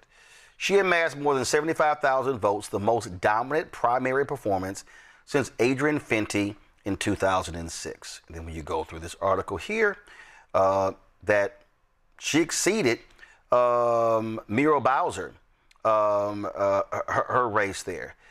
It laid out in terms of how she performed in all of the various wards. And so, again, what does it say? Louis George's campaign was fueled by organized labor and tenant groups, which gravitated toward her pledges to create taxpayer-funded housing and universal child care, pledges that will be challenging given the city's financial struggles. Well, guess what? The two of the incumbents in New York City, Michael, lost even though they had significant labor support. I dare say that what this is about, and if you are a old school Democrat, what you should be doing is asking the various question, how did we get out organized? How did we get out mobilized? That's what it boils down to. Maybe you got your ass kicked because you weren't holding town halls. You weren't talking to your constituents. You were not advancing the issues they care about. Like, I'm not sitting here freaking out about what happened, because what I understand is that 3 races in New York City, again, are different. You got a race in Pennsylvania right now where labor unions that traditionally support Democrats are supporting the Republican candidate because he stood strong on some labor issues. So again, these elections are local elections. Okay? They're local elections. Primaries are even smaller than the general. And so if there are Democrats who are angry and upset, Tish James, Jamie Harrison, and others, guess what? Tell your incumbents to get off their ass and do some work. Yeah, Roland. So there are a few things here. Number one, because I've been watching this from afar here in Detroit and looking at the analysis. So number one, I think that the majority of Americans across the country are more concerned about results as opposed to what you call yourself. Okay, number one. Yeah, Democratic Socialists, it could work in New York, in the New York area. I doubt if they would win in a district race somewhere in Alabama or Georgia or Mississippi, okay? But the second thing is people want fighters. And those who have traditionally voted for Democratic candidates, we hear them, we've talked about this here on the show, they want people who are fighters, people who are going to fight for them, their families, their issues, right?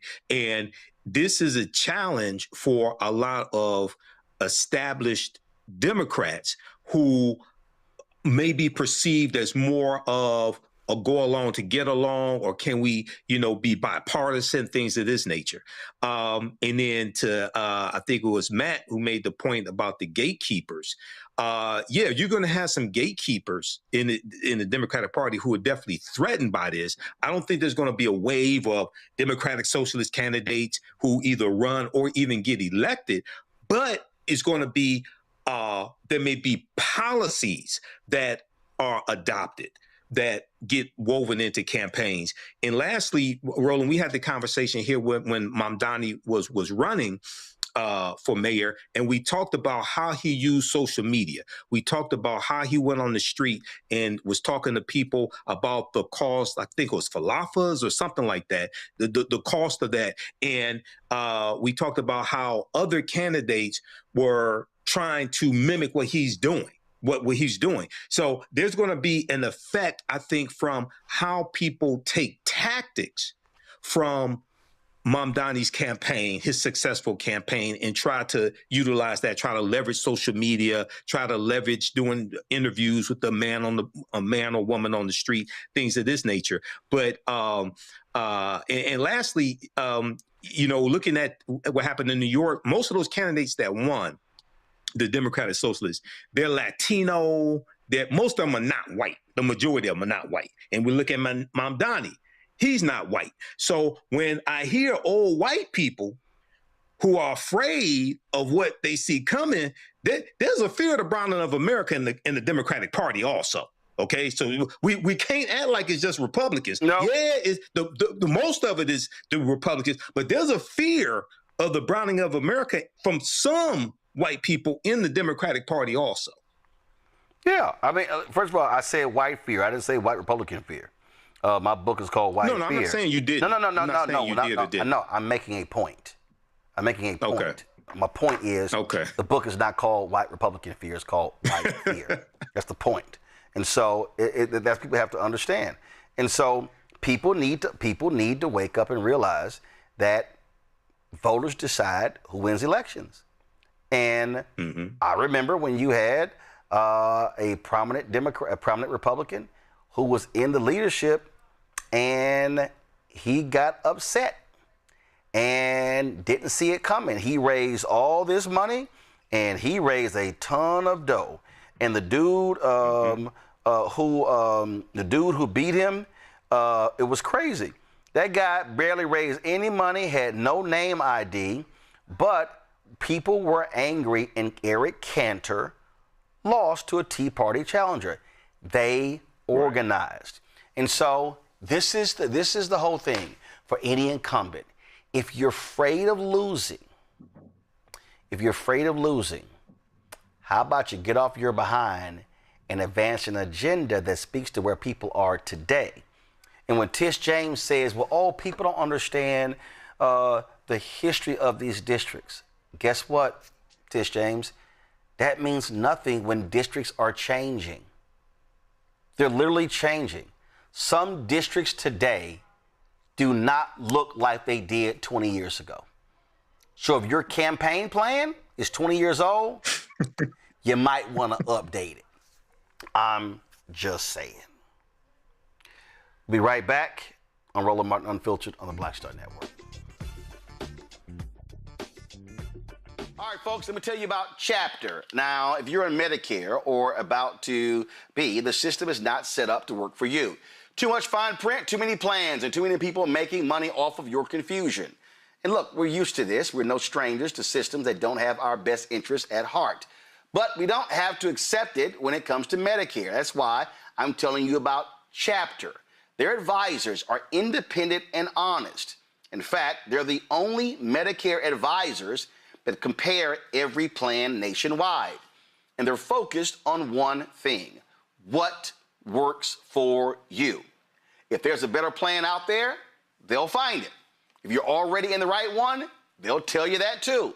There are no games. Just last year, people who switched with Chapter saved an average of $1,100. It's 20 minutes and a real person. It's completely free. My parents actually have already called. My mom sent me a text. Folks, give Chapter a call at 724-264-8281, 724-264-8281, and connect with someone you can trust. Folks, these are the kind of services that we need for our audience here at Roland Martin Unfiltered and the Black Star Network. So call Chapter right now, 724-264-8281. Melanie Campbell, National Coalition on Black Civic Participation and Black Women's Roundtable. And we are watching Roland Martin Unfiltered all day, every day, 24/7. Spread the word.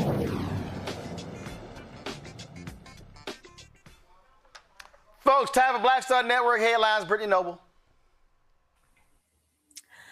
A black teenager, 19-year-old Kadir Skinner, was shot in the back by a police officer in Wilmington, Delaware, after officials claimed he exited his home.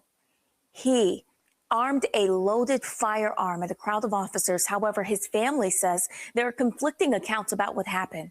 Skinner was killed late Wednesday night during a chase, and according to police officers on patrol, they were monitoring a large crowd when they observed a man armed with a handgun exit a residence and point the firearm towards the crowd.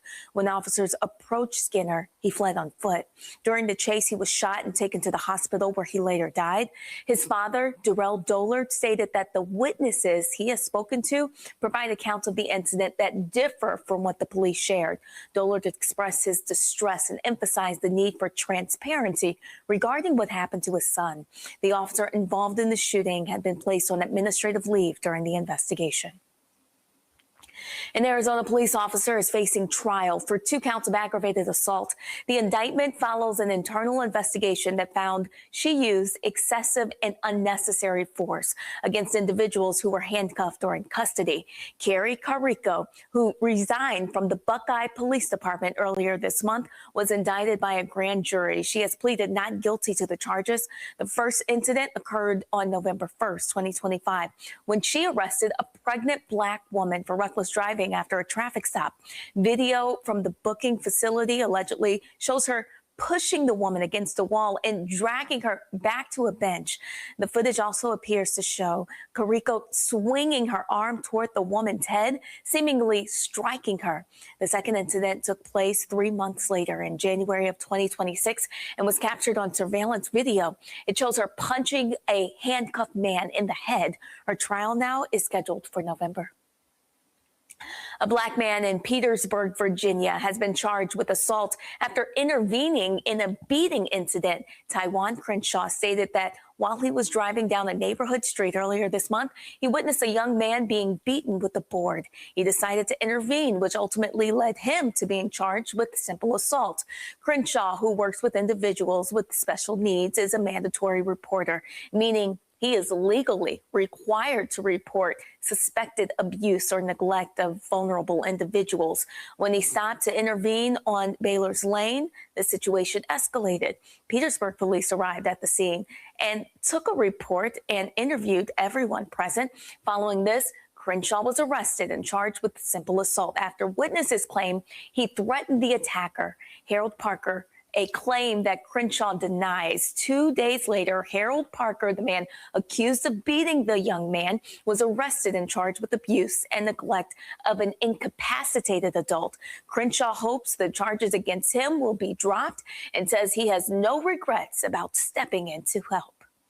Black TLC reality star Karen DeRico was arrested for threatening her ex-husband, Dion, and their 14 kids. 46-year-old Karen was arrested in Las Vegas and charged on June 23rd with harassment violating a restraining order, preventing a witness from testifying through threat of violence and aggravated stalking. According to court documents, Karen sent several threatening emails to 55-year-old Dion, whom she shares 14 kids with. She allegedly wrote in June on the 14th an email, "I want you dead. I could kill you, and it won't even bother me to go to jail. And I'll kill any of my kids if they take your side." In a May 2nd email, Karen allegedly warned Dion to watch out because she planned on getting a gun and or would have someone kill him before he could go to court. She has pleaded not guilty to the charges. She is set to return to court August 6th. Karen and Dion starred in the TLC series Doubling Down with the DeRicos. The couples filed for divorce back in 2024. Well, John Bolton, former national security advisor under President Trump, pleaded guilty today in federal court to 1 count of illegally retaining classified national defense information. He's agreed to pay a fine of $2.25 million. Bolton served in this role during Trump's first term and has been a vocal critic of the president since then. He appeared in court earlier today for a rearraignment in Greenbelt, Maryland. He admitted to the unauthorized retention of national defense information, having initially faced 18 charges. Bolton could face up to 5 years in prison. He's scheduled to be sentenced on October 28th. All right, Brittany, appreciate it. Thanks a lot. All right, folks. Speaker Mike Johnson, this was so hilarious, y'all. He was speaking to a group of Republicans, and he was like, man, if y'all don't vote, man, it's going to be rough around here. Am on the ballot because in a real sense he is. If we were to lose the midterms, heaven forbid, these Democrats, y'all, impeachment's not even the big concern. They will turn every committee of Congress into an investigative body, and they'll go after the president's family, the cabinet, his donors and friends. Half of you in this room will be targeted. I run the protection program. I'll take care of you, okay? We're gonna win. We're gonna win the midterm, okay? All right? I'll leave. Matt, you goddamn right. Go after every single one of these crooked bastards. Yeah, I mean, I agree with that, but I think we've got to be careful. You know, I've taken that position before, and I'll echo it again. I think, you know, we need to investigate what we know to be bona fide misconduct, but we don't need to turn our government into an investigative body that is out preying on people because now we've got the power. But I do think this speaks to a tacit admission.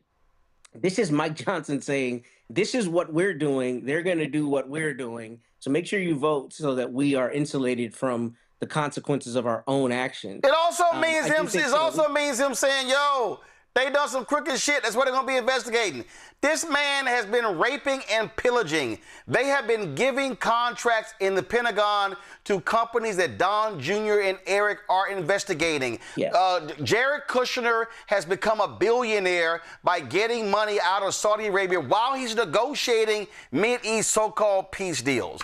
These people, Donald Trump has pardoned numerous individuals found guilty of fraud, and not only just pardon them, saying you can keep the money you stole, and they're selling those pardons. We are seeing massive corruption up and down in this administration, so you damn right there needs to be congressional hearings investigating every single thing that these thugs have done. Elon Musk brought his punk ass in and killed investigations of his own company, of SpaceX, of Tesla, benefiting him. So, yeah, you damn right, we need those investigations. Yeah, but those things aren't mutually exclusive. I mean, what I said is consonant with that. Go after people where we have evidence that they've done misconduct. I mean, there's no question right now. Every rampant corruption and Trump's whole administration. We're seeing people in lockstep with that rampant corruption because they're buying, what he's selling, right? And the BS that this administration. I mean, we've got the UFC fighting on the White House lawn. We've got just insane things as it relates to corruption. But I still think we also, just philosophically, I don't like the idea of the government becoming, this witch hunt where it's just out trying to get every single person that's your political enemy, not only as an attorney, but as a citizen. I don't like that idea. I don't want to imbue the government with any more authority to go out and pick up people that it doesn't like. Don't get me wrong. If there's bona fide evidence, go after it, absolutely. But I don't want those investigative agencies to now be investigating every single person that's just connected without bona fide evidence, because that doesn't help any of us. That just exacerbates the problem we already have. Here's what I know. Misconduct, if there's demonstrated corruption, go after that. First of all, you can't know it's demonstrated corruption unless you investigate. And get all they crooked asses. They have done, hold up, they crooked shit ain't even been hidden. It's like out in the open. Donald Trump has done more stock trades this year than every member of Congress combined. He is doing stock trades on a Thursday and then announcing a policy decision helping that company on a Friday. Yeah, we're not disagreeing. I'm merely saying we need to make sure that when the government comes back to the hands of Democrats, we're not encouraging lawlessness in investigation. If there's evidence, go after it. Absolutely. Nobody disagrees with that premise. But I don't think it's an idea. It's a good idea to say our government needs to become this entity that's out looking for every single person that may have ever committed a crime related to Donald Trump because they're tangentially related. I don't think we do that. I think if there's bona fide evidence, go after it. Otherwise, you get into the point where you have a DOJ that's doing exactly what it's doing now, and that does not help the American citizen. No, Nicole, when you have a DOJ that is supposed to investigate crimes, then they investigate crimes. And if they happen to be in the Trump administration, so be it. If they happen to be Trump donors or family members, so be it. But these crooks deserve to be investigated. 100%. As someone who regularly practices congressional investigations and has done investigations before DOJ, Trump's DOJ at that, there's no way that when we take the power that we're going to say that we're not going to be conducting investigations. The good thing about Congress investigating specifically is that they have committees that are specifically designated to investigate this type of behavior. So it's not a waste of taxpayer dollars because that's what we put them in those committees to do. We need the Judiciary Committee to come out swinging when it comes to investigations. We need Jamie Raskin to be ready to go, which he will be, because we know Jamie Raskin does not play when it comes to congressional investigations and the Constitution. We don't want to sit back and just wait and see what happens. We need Congress to come out doing investigations and DOJ. And on top of that, if Mike Johnson is so afraid that a Democratic Congress will conduct these investigations, it's because we know that they have something to hide. And from my experience, the Republican Party has conducted so many unfounded investigations into DEI, transgender people playing sports, abortion, anything that they think that their base is going to like. They conduct an investigation, they have a hearing, they rally their base, and they don't even find any evidence. Democratic Party, we are typically a little softer with our investigations, but we need them to come out a lot harder and expose these crooks for what they are. Michael, 2 words from the movie How High. Get 'em. Yeah, when Democrats get power back, they have to wield power and hold all these crooks accountable, launch the investigations. And Mike Johnson and those thugs, they should be afraid. Democrats are going to have to balance the investigations with fulfilling campaign promises, meaning focusing on affordability also. So they're going to have to balance the two, okay? But I want to focus in quickly on something Mike Johnson said. He said they have a protection program. What is that? Is that the SAVE Act? He said they have he said, don't worry, we have a protection program. They have a plan, it sounds like, to steal the election or something. Because Trump continues to fall in the polls. He's in the low 30s, right? And Mike Johnson is trying to calm them down. But I want to know, what is this protection program that you have? Okay, so this is why we really need to pay attention to this. There needs to be record turnout in midterm elections, especially from African Americans, because this is how you start fighting back and start the process of stopping this nonsense and taking back control of the House, the Senate, and then in 2028 of the White House. But yeah, he told on himself. He told on himself right there. They are scared to death of what's going to happen when Democrats take control of the House and possibly the Senate. I'm telling y'all, take them out. Take them all out. These are absolutely corrupt individuals. What, Matt, what you sitting and whining about now? I was saying, Nicole's point speaks to what I was saying. She delineated a number of different investigations that had absolutely no basis. I'm not saying we don't investigate. I'm not saying Congress doesn't need to do its job. I'm not saying that's not important. I'm merely saying we have to be concerned when the government is imbued with this power to investigate whatever it wants to investigate and whomever it wants to investigate, because what that does is that trickles down to a point where people are going to be falsely accused, and there are going to be a lot of people caught in the fray who are not the blatant corruption. Obviously, blatant corruption, you go and get that. But we as a general proposition need to be metered in how we use government investigative process. Okay, because otherwise you're going to have a lot of people having to plead not guilty to BS charges. The point. I mean, as somebody who does criminal defense. The point of an investigation is to seek the information to see if there was criminal wrongdoing. That's the point of an investigation. An investigation and an indictment and a trial are different things. And what I'm saying, it needs to be investigated. It needs to be investigated. Pay-to-play schemes in this administration. When it comes to handing out money, you got to investigate whether the tobacco industry made donations right before the vaping decision came down. You got to investigate if these companies made donations right before these EPA decisions came down. That's the whole point of the investigation. So I can't wait for Democrats to take control of Congress and force these thugs to reveal the evil they have been doing.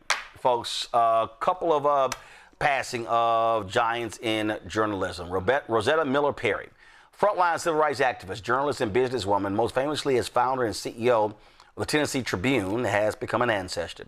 She served in the United States Navy and then became one of the first black students ever granted a degree from Memphis State University. After attending Howard Law School, she spent 25 years working for both the U.S. Commission on Civil Rights and later the Equal Employment Opportunity Commission, investigating discrimination cases across the South. Unable to secure a bank loan, she invested $70,000 of her personal savings in 1991 to start the Tennessee Tribune. The paper became an institution in Nashville and across Tennessee as she used the paper to press for racial equality and champion black entrepreneurship. Later, she founded the Nashville Black Chamber of Commerce. Zetta Miller Perry passed away at the age of 91. Folks, Tony Brown, a giant of American journalism, has died. His family announced on Facebook earlier today that he passed away last week. He was a prolific journalist, activist, and educator, also a proud member of Alpha Phi Alpha Fraternity Incorporated. This here, folks, is what they posted on Facebook. Tony Brown, host and executive producer of Tony Brown's Journal, the longest running series in the history of the PBS network, made his peaceful transition on June 17, 2026 at his home in Newport News, Virginia. He died of coronary heart disease. Brown was an influential television journalist, educator, and civil rights advocate whose groundbreaking work elevated black voices in media and higher education for more than 4 decades. Widely regarded as a champion of truth, empowerment, and opportunity, Brown dedicated his life to the principle of self-help in the pursuit of excellence. Tony Brown was also a prolific author, keynote speaker, and media entrepreneur.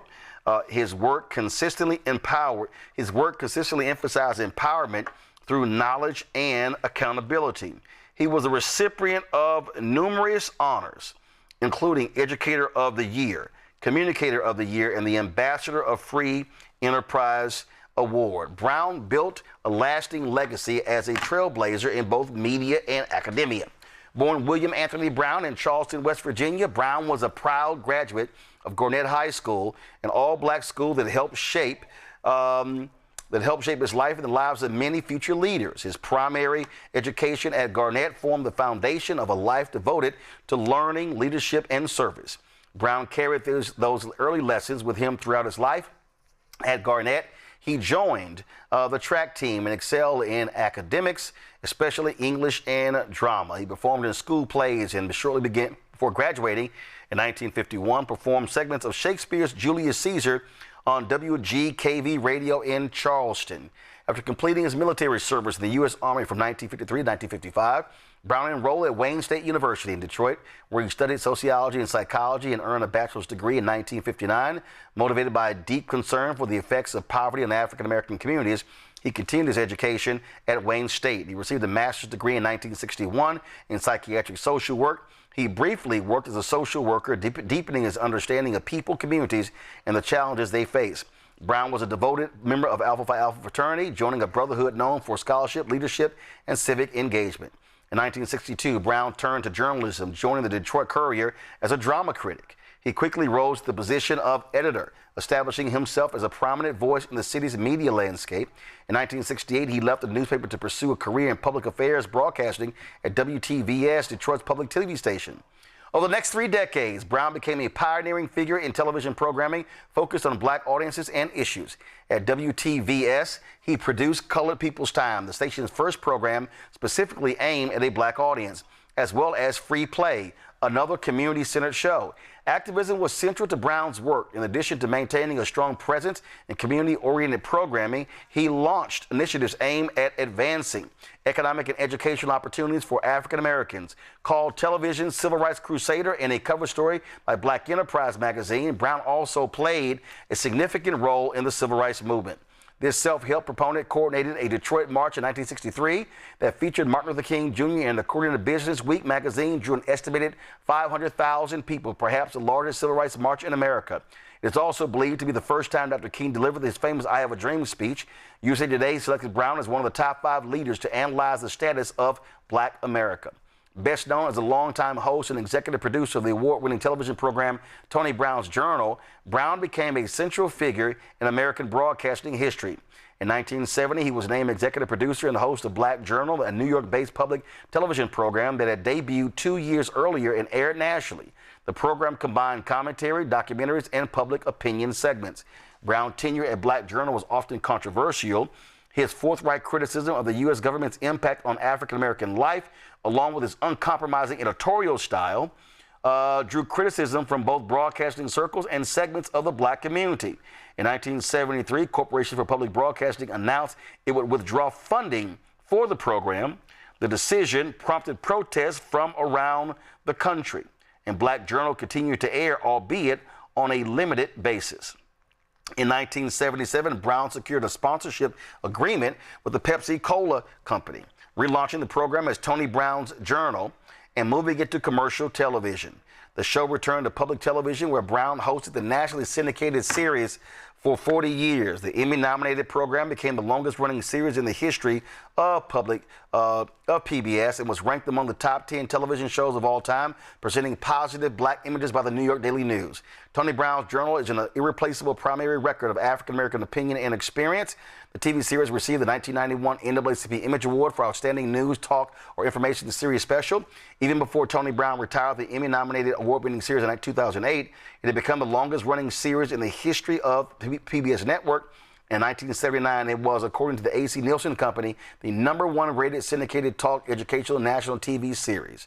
Tony Brown's influence extended far beyond the television screen. He was a passionate educator. He served as a professor at Central Washington University, Federal City College, Howard University, and Hampton University. Brown helped shape the next generation of journalists. In 1971, he founded the School of Communications at Howard University in Washington, D.C., and served as its dean until 1974. In 1980, he founded Black College Day, an effort to encourage students to consider HBCUs and preserve those important institutions for generations to come. The U.S. Congress officially designated the last Monday in September to honor that observance. He also founded the Council for the Economic Development of Black Americans, whose Buy Freedom campaign urged support for Black-owned businesses, even creating freedom dollars. To address the issue of drug addiction, he wrote and produced the film The White Girl. In 2004, he returned to academia as the first dean of the Scripps Howard School of Journalism and Communications at Hampton University in Virginia, a position he held until 2009. In 2012, Brown was inducted into the Scripps Howard School of Journalism and Communications Hall of Fame in recognition of his leadership in transforming the school into one of the nation's top journalism programs. In addition to his TV work, Brown hosted influential radio talk shows in New York on WLIB, Chicago, WLS, connecting with listeners in a more personal way. Talkers, a prestigious radio trade magazine, named him one of the 100 most important radio talk show hosts in America. He also wrote books including Black Lies, White Lies, The Truth According to Tony Brown, Empower the People, a 7-step plan to overthrow the conspiracy that is stealing your money and freedom, and What Mama Taught Me, the 7 core values of life, 2003. Interviewed Tony Brown when I was at Texas A&M when he came to College Station. And Michael, again, a lot of people, of course, he had been sick, had been out of the limelight for the last, 15 or so years, but profound impact in the 1970s, 80s, 90s, and early 2000s. Message today when I found out that he passed away. I follow Tony Brown on Facebook. I grew up watching. I'm 55. I grew up watching Tony Brown's Journal every weekend because my parents watched Tony Brown's Journal. So I watched him for years, from when I was a little kid up until I was in college. And I bought his book back in the early 90s, Black Lies, White Lies. He had people like Dr. Claude Anderson on his show, Dr. Chancellor Williams, Dr. Malefikete Asante, Jim Brown. He talked about Dr. King, Malcolm X, stereotypes in the movies, all different types of subjects impacting African Americans. And, he is a big influence on me. He's one of the inspirations for me starting the African History Network show in 2010. Seeing him right there, this is a big loss. This brother, I think, is very underrated, and he was a big proponent for economic empowerment for African Americans as well. So, this is why we need journalists. This is why we need brothers and sisters to have TV shows to bring this type of information, this type of empowerment to people. But, this is a big loss. He's going to be missed. And we both graduated from Wayne State as well. Me just a few years after him. And it was again, you know, his talk show was, you know, again, he was, you know, putting screws to folks. And I remember he wrote, Nicole, I remember he wrote a column criticizing the gathering. Come on, go to my iPad. Come on. Thank you. Go to the iPad. He was highly critical of the Congressional Black Caucus for the gatherings for the Congressional Black Caucus Foundation, saying, listen, why spend all that money? I think it was like chicken wings and meatballs, and he said you should be putting that money together to buying hotels. And one of the beautiful things we know about Mr. Brown is that he dedicated his life to service, and not just service, but service for Black people specifically. At a time where, even though that's difficult to do today with the pressures that we face from the federal government, it was even harder back then. So, I mean, all we can do is thank him for his service and be proud that we get to follow in the footsteps of somebody that is so great and dedicated so much of their time to helping people that look like us even be able to speak on a platform like this. So, like y'all already said, we lost a giant, but I know heaven gained somebody great. So, let's see, Matt. Do you remember Tony Brown, Matt? Just checking. I don't vividly, but I will tell you. I mean, truthfully, but I'll tell you that it's an extraordinary thing to watch your forebears, the people who've laid that road for you. I mean, I took classes in the school to see that he founded.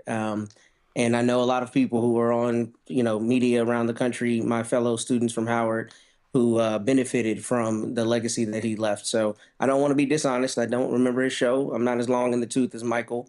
But nonetheless, I do appreciate his legacy. This was Tony Brown interviewing William Roland regarding his book, $40 Million Slave. In fact, this is the anniversary of that. Watch this. Get a little bit of this. I'm Tony Brown. Can a slave make $40 million, or can $40 million a year make a slave? Or is the term, quote, $40 million slave, end quote, an oxymoron? Then what about putting it another way? Author William C. Roden also explains this phenomenon as, quote, the rise, fall, and redemption of the black athlete. My guest, of course, on this program is William C. Roden. He is a New York Times sports columnist and author of $40 Million Slaves, The Rise, Fall, and Redemption of the Black Athlete. Welcome, sir. Yeah, thank you very much. It was an honor. Thank you. It's my honor. And not only do you have this book out, but I understand within a very short period of time, months even, you have another book that's coming out. What's the name of it? It's a book called Third and a Mile. It's an oral history of black quarterbacks, which I'm pretty excited about, too. In fact, there are a couple of guys. That was actually 20 years ago, $40 Million Slaves. This is the 20th anniversary of that book. And so certainly condolences go to Tony Brown and his family. And, of course, Michael, he was an alpha man. Just saying. I know he's an alpha, but we both graduated from Wayne State University. So you know, we forgive him for that. It's okay. You need it's to okay. Okay. You need to have some tie-in. But Roland, very quickly, with the Congressional Black Caucus, he talked about you need to put that money into a fund that you spend on the parties and spend on the weekend. And he said leverage it 10 times and buy hotels so you can have conferences at Black-owned hotels. That's how that brother was thinking. I mean, absolutely. He was phenomenal. And this, of course, real quick, this was a quick interview he did with Angela Davis. Here's a little bit of that. The bygone era on this program. I watched the winds of change whip through the late 50s and 60s, heralding in the civil rights movement. I coordinated a march in Detroit in 1963, led by Martin Luther King, which drew over 500,000 people, believed to be the largest civil rights march in America. It also may be the first time Martin Luther King delivered his famous I Have a Dream speech. Things were peaceful then. But the ideals of the civil rights era gave way to the angry rhetoric of young blacks who believed that violence was the only way to get justice. In many cases, you have police forces unleashed on them because they are peacefully demonstrated. And my position is that we do not stand there and allow ourselves to be shot down and beaten. We have the right, we have the human right to defend ourselves and to defend our principles and defend what we want to do. And so I would say that in the event of violence in a revolution, you always have to see that in the context of defending gains of the people. We have a right to defend those gains. In 1972, Angela Davis was much sought after by the media when she was released from jail. She gave me the first interview because, she said, our audience was responsible for her release from jail. Right or wrong, there was a lot of sticking together then. The era of overt racism ended through a succession of court decisions and legislative action, replaced by a conservative mood which now ironically calls itself colorblind. But the disguised attempts to distort history will never replace the goodness, the voices and images of that era, the voices of freedom. As Dr. King wrote from his Alabama jail, quote, "We will win our freedom because the sacred heritage of our nation and the eternal will of God are embodied in our echoing demands," end of quote. Racism has never permanently won a battle, and it never will. I'm Tony Brown. In a moment, visions and images of the struggle of old. Tony Brown, 93 years old. Let me thank Michael. Let me thank Nicole. And let me thank that Longhorn fan, Matt Manning, for being on today's show. Certainly appreciate it. Of course, let me shout out Wilberforce. I'm wearing this shirt I got from Wilberforce University. Yesterday I wore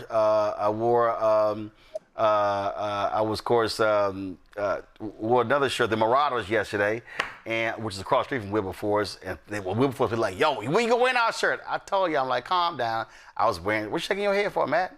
Why you shaking your head? What's the problem? I'm just listening, brother. Go ahead.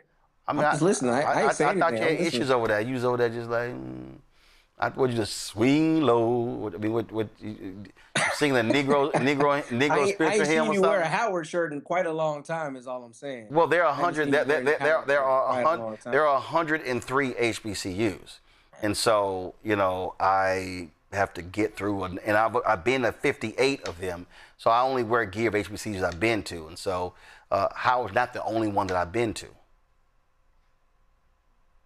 Well, anything else? Okay, I just don't see you wear it very frequently. So I don't wear it very frequently because there are 57 others I'm trying to wear.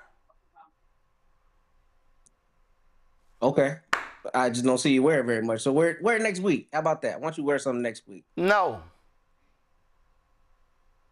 absolutely not. Okay. Okay. Good. Don't about tell me what the hell to wear. All right, y'all. Y'all. Support the work that we do. Join our Bring the Funk fan club, folks. If you want to contribute via Cash App, use a Stripe QR code. You see it right here. Of course, that's for credit cards as well. If you're listening, go to blackstarnetwork.com. Also, all y'all people on YouTube, hit the damn like button. Y'all guys been freeloading. I don't think we even hit 1,000 likes yet. So y'all playing around. So hit the damn button, okay? That's ridiculous. How have we done had all the people and just have 668 likes? Man, we better hit 1,000 likes before I get done. Y'all need to get going right now. Hit the doggone button. Don't let me start calling y'all out by y'all names. All right. Checks and money order, make it payable to Roland Martin Unfiltered. P.O. Box 57196, Washington, D.C. 2003 7-0196. PayPal's R. Martin Unfiltered. Venmo RM Unfiltered. Zelle Roland at RolandSMartin.com. Roland at RolandMartinUnfiltered.com. Download the Black Star Network app. Apple phone, Android phone, Apple TV, Android TV, Roku, Amazon Fire TV, Samsung Smart TV. Be sure to get our Roland Martin Unfiltered swag. Go to, that's right, shopblackstarnetwork.com, shopblackstarnetwork.com. You got t-shirt. No, Doc, you're going too fast. Thank you. Slow down. Stop getting itchy with the fingers. All right, shopblackstarnetwork.com. We've got t-shirts, hats, hoodies. We got zip-ups. We got mugs. We got wall art. We got all kind of stuff. available right there on shopblackstarnetwork.com. And so that's critically important. So we want you to get our gear. And so here's the other deal. If I see y'all out, do me a favor. Get a picture. If y'all, not even see them out, if you get our gear, take a picture, email it to us. You can send it to info@rolandsmartin.com. You can also post on social media, tag me in it. And if I see y'all, I will show y'all in the gear. And so we appreciate folks who get our Roland Martin unfiltered gear. So we appreciate it so very much. Also, folks, all these products you see right here, all of these products, Black-owned companies, you can actually get on shopblackstarnetwork.com. And so, man, we got, again, mugs and watches and jewelry. We got backpacks. We got all sort of different stuff. We got dolls, pet food, pet treats. We got cake mix. We got sauces, man, you name it. We got all sorts of stuff. We got Black-owned toilet paper and Kleenex. And so what you need to do is go to shopblackstarnetwork.com. Tell your family and friends. And again, when you support these companies, wrong graphic. I don't know why you keep showing the wrong graphic, dog. That's the, see how you, thank you. Marketplace, shopblackstarnetwork.com. That's the stuff. Go to the marketplace, support these Black-owned companies. Again, go to shopblackstarnetwork.com. I'm gonna see y'all on Monday. Have a great weekend. Holla!